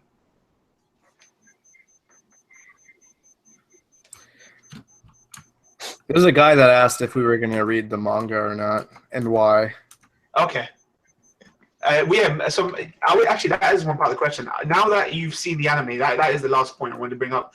So now that you've seen the anime, are you more encouraged to go and continue consuming JoJo via the manga, or would you guys rather wait for the anime to come back because you were so fond of the anime, the production value, the music? So what would you say, Amrinda, first of all? Well, I used to read a ton of manga, but in recent times I've noticed that they're just making a ton of anime that are pretty prominent that people want adaptations to. So I always prefer anime adaptations just because I value voice acting, music, and animation so much in addition to the story and narrative that's presented in a manga. I do think there's exceptions that I make. I just recently read all of Vagabond. I caught up to that because I don't think that it's a manga that's going to get adapted anytime soon. Never. And even if it was, the artwork in those kinds of manga are just so like out of the realm of animation. It's just like I don't think they could do it justice. So otherwise, it's not that I don't want to know more; it's that I'm willing to wait. Yeah, Bogdi. What are you? Do you want to read the manga? Don't you, Bogdi, or are you? No. Okay, so are you encouraged? I will read it in the future when Ryan will finish math. Okay. Oh, okay. I know this. I know this little deal you got, right? You only read. Okay, yeah. Christoph, you mentioned that you were up to part 7 in the manga. Am I correct? Yeah, I'm at part 7. I start after part 3. When the anime of part 3 stopped, I start the manga. Yeah. And I would say and anime, it's the same. You can enjoy the manga as much as you enjoy the anime. Yeah. The voice actors and the animation of the anime, it's able to this to the manga, but the art style of the manga, it's really special. So you want. Yeah, that's brilliant, man. I mean, there are people that really love the manga over the anime, and they kind of, swear blind against the anime. But I'm glad that you said that. You can appreciate both either way. I think that's the case with Game of Thrones books and the series in some respect. Daniel, what about you? Are you encouraged to read the manga, or are you going to wait for the anime series to get adapted? No, I'm 100% going to read the manga. Probably when I catch up to Haikyuu, and I only have like 20 chapters left, so it should be pretty soon. I did actually read some of the Part 4 manga before the anime got announced, but it's kind of like life got in the way a little bit at the time and stuff, and then like the anime got announced. So it's kind of like there were a lot of other stuff I wanted to read too, like 20th Century Boys. So I was kind of now it's been announced, it's not going to take that long. I'll just wait a bit. I only read like 10, 15 chapters or something. So that was I did enjoy it, but I was like, okay, now it's been announced. I'm a bit busy and stuff. I don't mind waiting. But with summer coming up, not that far away and everything, for me for summer holidays. So I'll probably read it. Once I catch up to Haikyuu, and I think my brother Chai always coming about Part 7, so I kind of feel obligated to read it. Catch up with him, so you can... before the years it takes for it to get animated, I have to kind of think, okay, what is the big deal around Part 7? Why did it get so good and everything? So, I will definitely read it. Hopefully soon. Yeah, that's fair play. I mean, you're so far in anyway. It'd be stupid to stop and wait for the anime if it ever comes back. Jess, I saw you tweet out that you were asking for the chapters from Part 5 that people would most want you to react. So can I take it that you are now very much on the manga train for JoJo, or are you gonna wait? I started reading it the other day. If I were just waiting for Part 5, I would wait for the anime because I do tend to prefer anime to manga as possible. But the thing is, there are so many parts that are left to adapt, and it's going to take years to get to all of them. And I'm like, if I just had to wait for Part 5, I would wait. But waiting for Part 5, Part 6, Part 7, I don't even know if the other ones are going to get adapted. I don't think it's worth waiting for years and years and years for me to get to them when I'm really into the series right now and I want to know what happens next. So. Yeah, I feel rather inadequate as a JoJo fan because I've actually told people, look, I'm going to wait for the anime adaptations. I did the same thing with the Part 4 adaptation. And when the trailer came out and, we were fortunate enough to get an adaptation, a lot of people are telling me Part 5 is amazing and, it may get an adaptation, may not get an adaptation. But I'm with you. I'm sorry, Bogdi. I'm Rinda that I don't mind waiting for the anime. I think it feels very much like an event viewing for me when the anime does get adapted. Sorry, the manga gets adapted. Bogdi, sorry to interrupt you. What were you going to say? I was saying it will come. Part 5 will come. They have... If you watch the Part 1 opening, the images of the six JoJo's, I think, Part 1 to Part 6. So I think it's planned to be adapted like that. You think they planned it that far back when they adapted Part 1? Yeah, I think it's like that. They were ready. I certainly hope it's so. popular. Yeah. Actually, there also, I think there were some hints of Part 5 as well, in some points of Part 4. Yeah, in the opening of Part 5 or Part 4 too. Yeah, there was some. I certainly hope so. 5, so.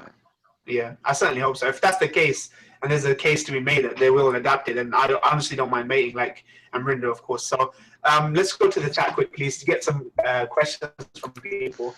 We've got Welcome to the World, though I'm familiar with him and a bunch of other subscribers. You guys got any questions for each of us, whether it be JoJo related or anime related? There we go. Questions. Cheers, Amrinder, for typing in the chat. I'm like modding right now. I don't know. Biggest wasted potential for a stand for everyone. What do you think was the biggest wasted potential for a stand in the series? Amrinder, we'll start with you. Off the top of my head, I think I'd mention at least Okuyasu had like such a beastly stand that he didn't really utilize. Like, really, I mean, he can cut apart space-time. And, like, that's just insane. And I think that has the potential to solve so many situations that they were going to, like, end up in. It's just like... he can make things disappear. He could actually end up being a serial killer with that power, but he's a good guy. But yeah, that's the main one that comes to mind for me. Bogdi, underutilized, I guess, or poorly realized stand. What would you say? The hand. I agree. Sorry? And Kuriosa stand. The hand, is that okay? Is the hand, yeah. Christoph. For me, it will be one of those in part 4 too. But I think part 4 was written like that. Araki said flaws in characters expressly to make the story entertaining and prove that actually young people have flaws. So that's what he was going for. Yeah. And really with a stand like the end and a stand like Jotaro, the world Star Platinum, you can't have any real issues because they are too strong. You need to nerf them. You need to put something that nerfs them and and let other characters the chance to shine. Yeah. He had the flaws, and I would say Okuyasu, the girl, I forgot her name, of Koichi too. Okay, yeah. Those two had a really great sense, but not really that much. Daniel, most underserved stand or underutilized, I guess.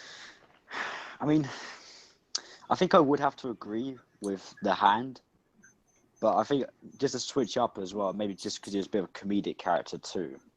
I feel inclined to say Hermit Purple, because I feel like Hermit Purple, he's not a combat stand, so I understand they didn't really want to focus too much on him. But I feel like they could have used him to find Kira, so I did feel like he could have been used a bit more. But I understand it might have made it a bit uninteresting. Yeah. But I would have liked to see more of the sun from part 3. The sun, yeah. I thought that was. He was like, That was so interesting. I can't remember I think it's Undul stand. Geb, something he was called.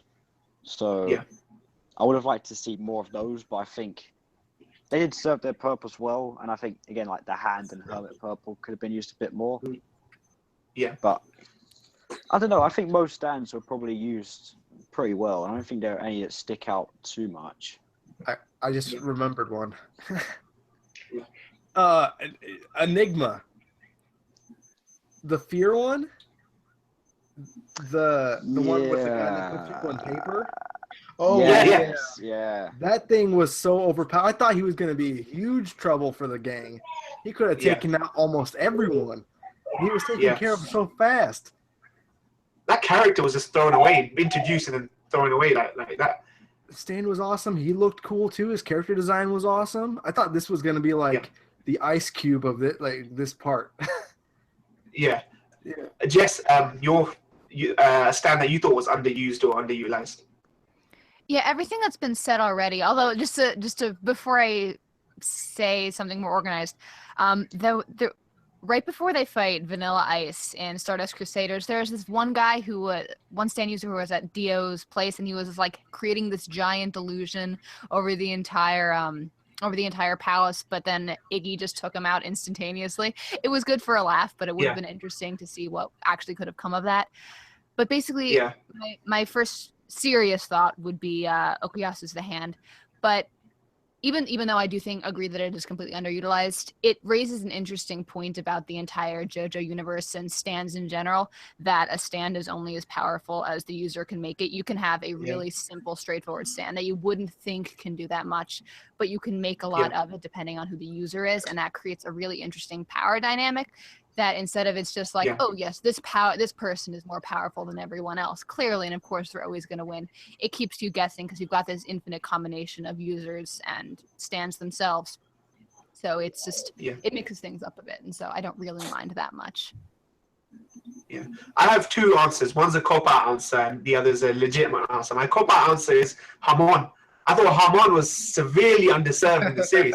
I mean, most of us expecting Joseph to have some, Hamon there, like, and that ties into Hermit Purple in itself, I mean, what did they do with Joseph's Hamon and all that stuff, all that training he did? That's my cop-out answer. My legitimate answer is Avdol. I don't remember anything memorable about Avdol's stand in any fight that he was in. He didn't do anything really strong in the series. Yeah, I can't think his of. stand was powerful. Yeah, apart from his showdown with Jotaro in the prison cell, where he introduces himself. Apart from that, I don't remember anything memorable about Avdol using a stand, even though it looks so badass. It looks like a pterodactyl face or a beak with some, genie or whatever it is that he had. So I thought that was definitely underserved. Let's check for more questions. Okay, I just thought of one more as well. Sorry. It was Horus, who was a pet shop stand. I would have liked to see more of both of them. Oh, yeah. Yeah. Because, I thought Pet Shop was actually, obviously he didn't really talk or anything, but I thought he was a really interesting character, how, especially how Dio kind of got this bird on his side, and he was so strong as well. Like, I feel like he could have been, obviously he was a really big match for Iggy, but I feel like he would have given even the Crusaders a bit of a hard time. Yeah. So it would have been cool I think that served Iggy more, than anything. Yeah. I think that was Iggy's coming out moment where I actually was really emotionally invested in Iggy. I'd been really not a big fan of Iggy until that point, and I think they gave that moment to Iggy for him to kind of shine in that element. So he's very memorable for me, Pet Shop, I think. But I understand what you mean. He was so powerful that it might have actually been more elaborate to put him up against the Crusaders. Yeah, so I do agree with you on that point. Any more questions? Okay. Sorry, if you're there, Kaiser, just ban mate, man, please. He's always there. Daniel's familiar with him. Bogdy's familiar with him. Ignore that guy. Just somebody, mate. He's just some idiot. You guys got any questions?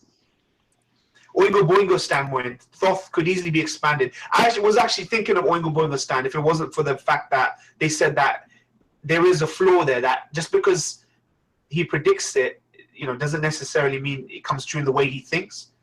So obviously he predicted Jotaro would die, but it was actually Jotaro, I forgot, Oingo or Boingo, pretending to be Jotaro, blowing up on a landmine. So I guess there were flaws in that where, I think it would have been point bringing them back on.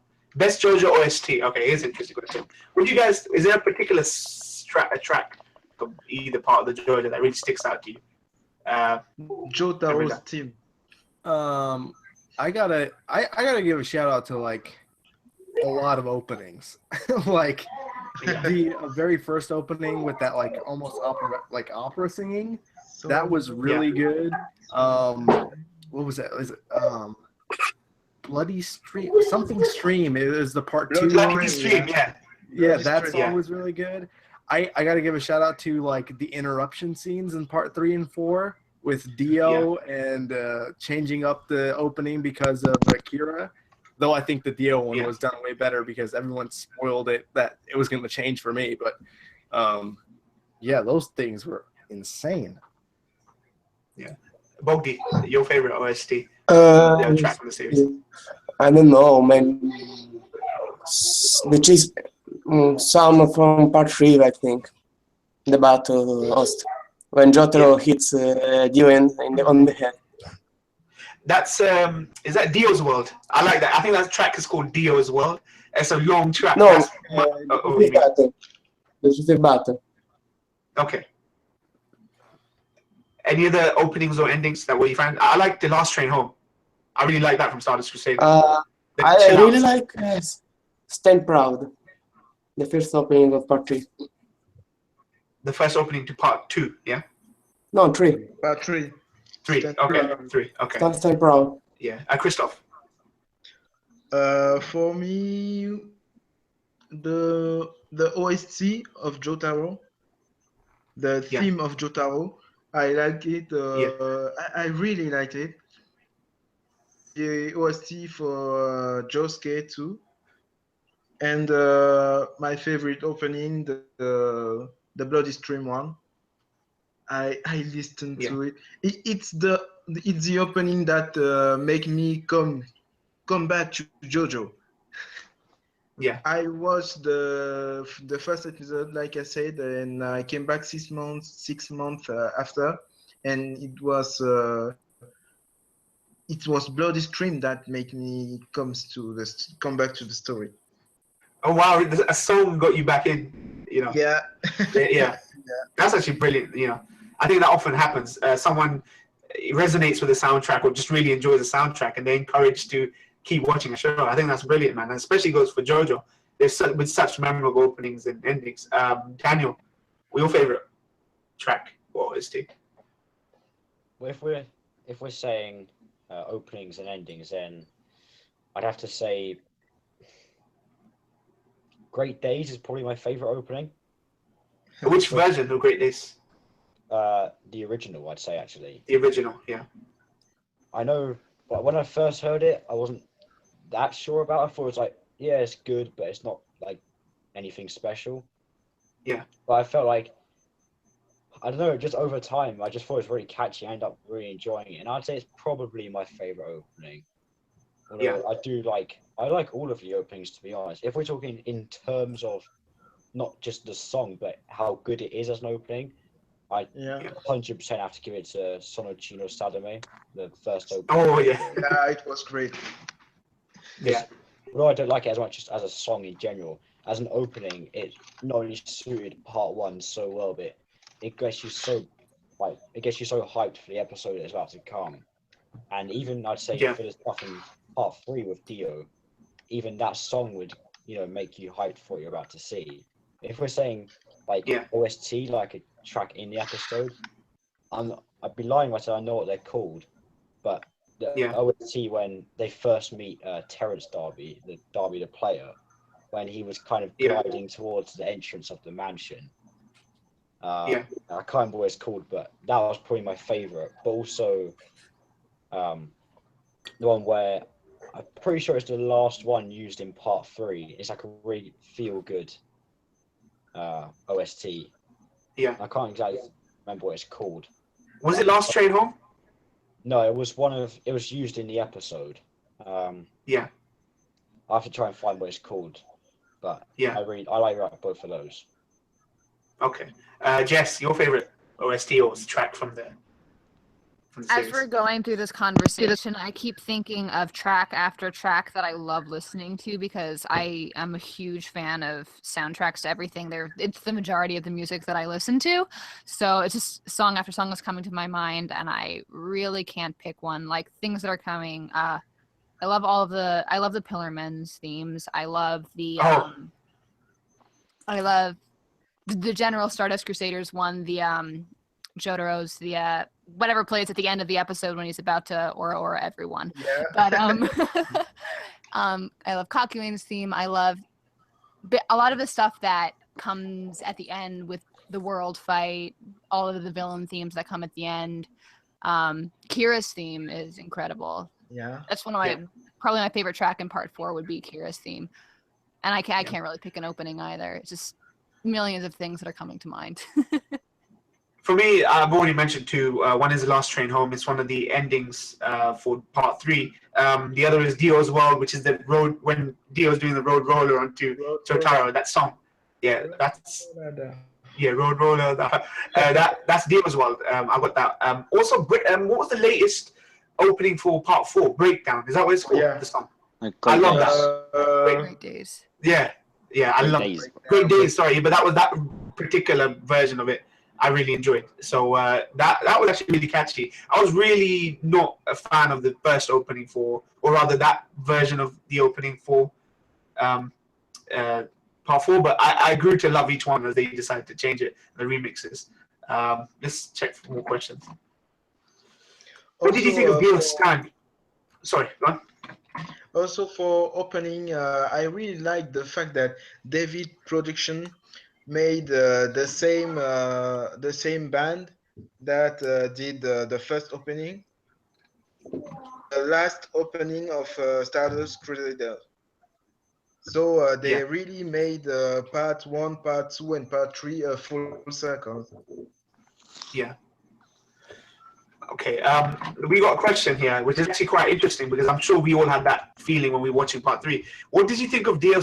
What did you think Dio's stand was going to be before it was revealed?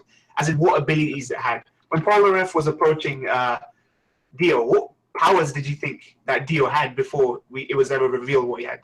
We'll go for Amrinda. What do you think? What did you think initially? I can't really answer this question because I already had somewhat of an idea from my talking to my friend. I knew it was some type of space-time manipulation. It had to be something crazy. So, I didn't really have anything, so I can't really say for this. Okay, Bogdi, what were your initial? I got spoiled. Sorry? You got spoiled, yeah. Yeah. A video of the OVA of the 90s, the old JoJo. Yeah. Watching that video, I understand that it was a time stop. Okay.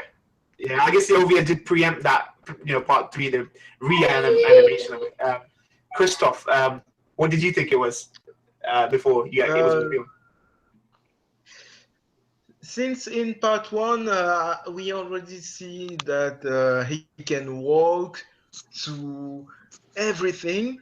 I wasn't really questioning what will come. I knew it would be something really big and something really crazy. So it had to be time or space. It was right for time. So yeah. Daniel, what were your thoughts before it was revealed? I think like everyone, I knew it was going to be an extremely powerful stand, but I had no idea what it was going to be. I wasn't really surprised that it was a combat stand like Star Platinum, but as for what its ability would be, I had no idea. But I think one thing that I found quite funny after realizing that he could stop time, one thing I found quite funny was the scene with Polnareff on the stairs. And when he kept, going back to where he was. What I found funny about that afterwards was that, Dio was obviously stopping time, and he would stop time, put Polnareff back to his position, walk back up the stairs, and pose again.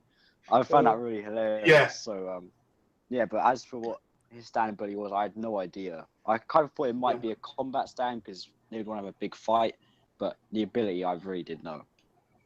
Yeah. Jess, what were your thoughts before it was revealed? I unfortunately had been spoiled to a degree as well. I knew it was something to do with time manipulation, but obviously I didn't know the details of how similar it was to Star Platinum and all of that. So there were still plenty of surprises in line, and I wasn't sure of the details of exactly what was happening in the stairs scene for the first time or how he was doing it.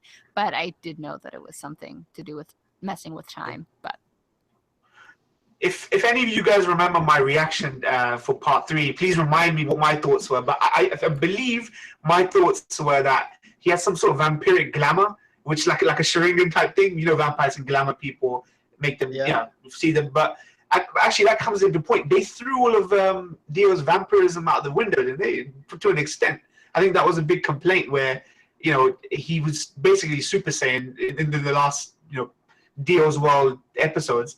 But they threw all his vampiric sort of abilities out the window. That.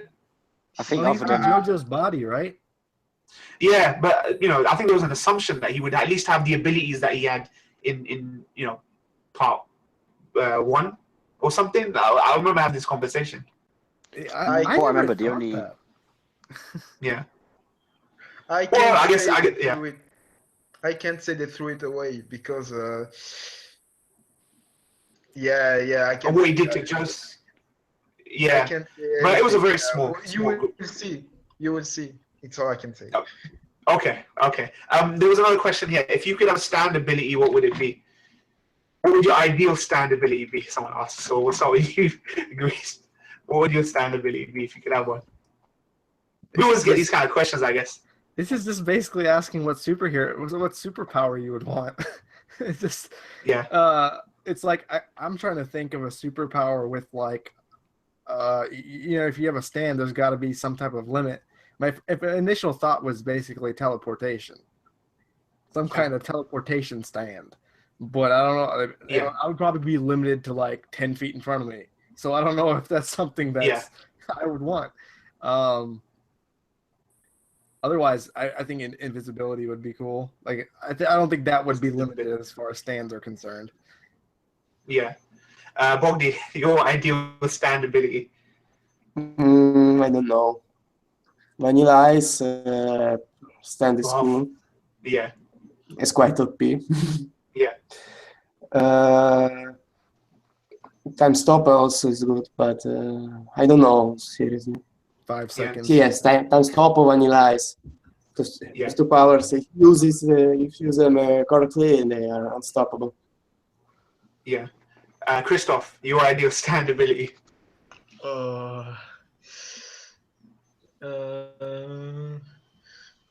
I think I would like some type of space distortion. Yeah, some type of space distortion. It would be similar to Vanilla Ice, but not at the same time. Yeah. Daniel, your ideal stand ability within the confines, obviously, of the universe of JoJo. What's possible was always impossible. What would your ideal stand ability be? If we're saying stands that exist in JoJo, I think I have to choose either Heaven's Door or Rohan. Yeah. I think not only will it be really entertaining just to, just read, you wouldn't really have to be curious about anything. You could just kind of find out whatever you like about a person. I think that'd be quite a selfish one, but I think it would be really entertaining. But I think one that would come really handy is probably Crazy Diamond. I feel like I know you can't like heal yourself or anything, but it can even be if you like break something or if someone's hurt or something. I think not only would it be a good kind of service, but you could also use it for yourself quite a lot, because no one else would be able. You'd be the best doctor in the world, kind of thing. So, I should have picked that one. True. I feel like I'd have to probably choose Crazy Diamond. Okay. Jess, how about you? Your ideal stand ability? I think I'm going to limit myself to stands that already exist in the series for practicality's sake, but I think I would go with Heaven's Door as well. I just think the concept of it is so cool, and it's effectively limitless in what it actually is capable of doing, and it's not intrinsically combat related either, which is, for me, who doesn't see herself getting involved in fights anytime soon, makes more sense. So I'd probably have to go with Heaven's Door. Heaven's Door. For me, I don't know whether I'm just fanboying over Fullmetal Alchemist, but that ability, Dan, that you referred to, the sun, just summoning the sun out of nowhere in your hand or just up there, I thought that would be something quite profound. Just summoning the sun, that would be my stand ability if we're talking about Stardust Crusaders. I don't know, there's something just really epic about just summoning the sun, running away and just letting these guys like melt to death or something. I thought that would be quite cool, as a stand ability. I don't want to really get into invisibility, flying, and that kind of thing, because it's something visually very appealing. So it would be definitely me summoning a sun or something. I'm not gonna lie, my screen just froze, so I didn't hear like anything you just said. Who did you pick? Sorry, no. I mean summoning us. Daniel, you referred to that stand user who summoned the sun in part 3. Oh yeah. That just being able to summon a sun, it would be just kind of cool. Yeah, I think just from a visual perspective, it would be kind of cool. I'd say another one I think that none of us said actually. I think one would be cool would probably be Hermit Purple, just because like I know he's not like the most like interesting stand in JoJo, but I feel like more an everyday kind of thing, and in real life he would probably serve a better purpose than most stands. You wouldn't need something like the hand, because you're not going to be getting in too many fights or anything, but something that could help you in your everyday scenarios. Hermit Purple would probably he could clear a block sink as well. He could clear a block sink or something. Yeah. Actually, you're right though, because it's a very minute thing as well. So it's practical. It's practical applications. Any more questions from the chat? feel free to ask any of the members. Stand. If it's stand, you're going to know fights. I think we've got a debate going about stands now, about, you know, conflicting stand powers in the chat now. You guys got any questions for anyone? For Amrinda, for Jess, for Bogdi, for Christoph, for Daniel? Because if you don't, we'll wrap up. So get your questions in now. Harvest, you know, Shigechi's stand. You know what? Actually, talking to Shigeki, Daniel, I want to address that, Daniel. I think Shigeki was just my stand-in for Hata. You know, when I was raging that Hata wasn't in Gintama, and it was just before I heard that he was going to be in the manga. You still have to wait a while, mate. You still have to wait a while, I'll tell you that. Yeah, but Shigechi was my little cute, chubby character stand-in until obviously I heard about him coming back in the Gintama manga. When reading the manga, I thought that Dio's stand would be absorbing powers, like Dio stealing and using multiple stands that belong to the protagonists and other characters in the series. That actually isn't you know, I would expect some people would have thought that, you know, about stealing powers. And yeah, there we go, you agreed. Welcome to the word that they thought he would steal people's stands. That actually would have been maybe as cool as Zawardo, or, you know, even probably better than that. You guys got any questions? Because we're going to wrap up and get some shout-outs and plugs and that kind of thing. Okay, well, I'll let you guys. Okay, so now this part, I'll give you each of you a chance to any shout-outs you want to give, any plugs you want to give for your channels, your content, that kind of thing. Please do so. Grease Lightning Reactions. I don't really have any plugs. I know there's some people begging me to plug them, but that's okay. No, you go ahead, man. Plug anyone or anything you want. No, it's like I don't think they deserve a plug. Okay, that's totally fair, man. Totally Someone in the comment section. It's the guy that's always making trouble. Yeah. Just I don't know how many of you actually know who I am, really, but yeah, I do reactions just like Moen does. I think Jess does reactions too. I don't know. Yeah. And reviews currently I'm watching a ton of stuff. Gintama, I'm doing reactions like a lot of people are. Blue Exorcist, I'm doing Rakugo. I'm gonna plug a show actually. All of you guys need to go and watch Rakugo if you haven't already, because it was like top 3 anime of last year for me, and there's a second season going on right now. It's only 13 episodes, and it's really, really peculiar because it's about the art of storytelling and how it has evolved through history. It's really dramatic. It's got romance. It's got drama. I mean, it's just so good. Just you guys need to watch it. As far as completed animes, I am going through second season of Monogatari right now. We're on episode 6 right now, and I also have done 1 episode of Mirai Nikki. If you guys want to watch that.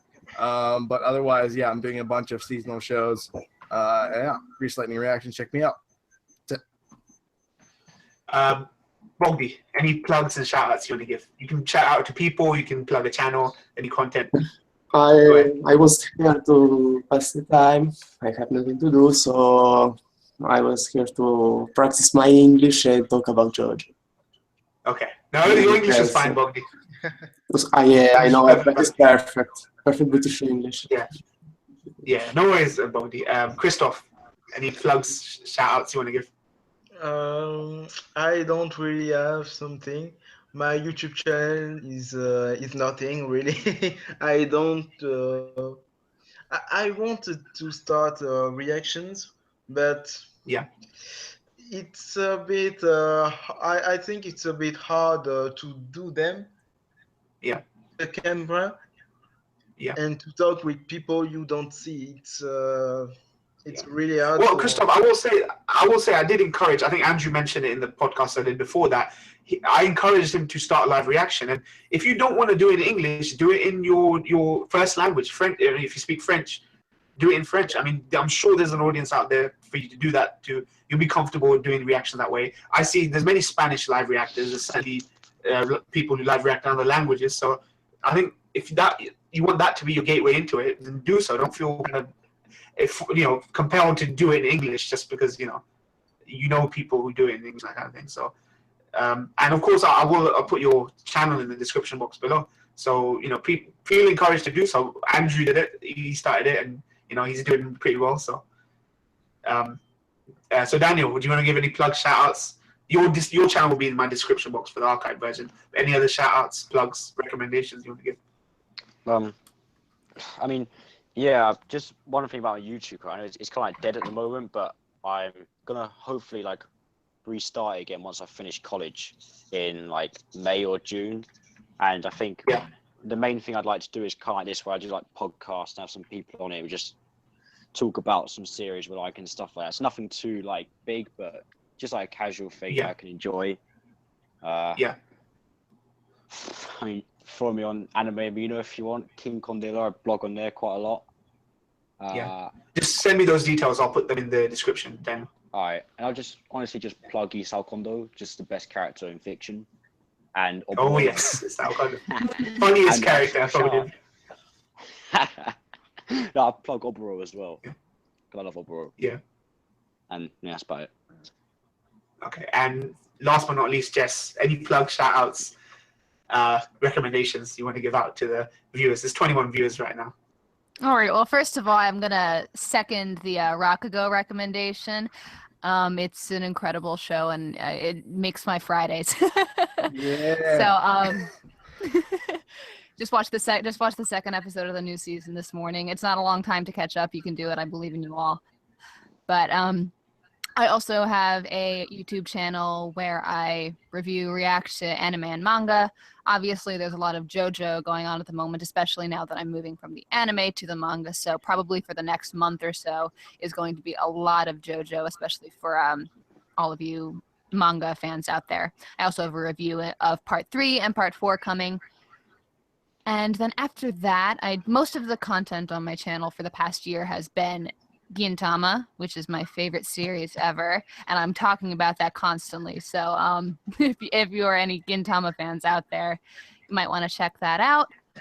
And I don't really do a lot of seasonal stuff just because juggling multiple shows at once isn't really the thing that I enjoy doing. So yeah, mostly JoJo and Gintama at the moment. So yeah, and Legend of the Galactic Heroes, I will be getting back to that after I finish JoJo. So I'm almost there. I'll be there soon. Yeah, I know a lot of people were really looking forward to continuing Legend of the Galactic Heroes. I don't want to be self-indulgent, so rather than giving a plug or shout, I want to actually give an anime recommendation to you viewers. Go watch Monster. It's an Naoki Urasawa manga, and it's been go watch Monster. That's my #1 anime. I'm always gonna be repping Monster. I've made Jess aware of Monster, of course, and I'm sure she'll get around to it at some point. Yeah, I'm getting into it in a couple of months. I think if I made a schedule, and I think it's roughly like May or June, I'll be finally getting around to it. I'll be there soon. Okay, that's awesome, Jess. So all the people that joined me today, their details are going to be in the description box below. All you guys, please be sure to send me any links or any relevant links you want me to put in the description for the archive version. I hope you guys in the chat enjoyed that. You got some insight into JoJo. If you were watching without knowing anything about JoJo, please go start JoJo if you thought it was interesting. And thank you very much for joining me. I'll end it there. So yeah, thank you.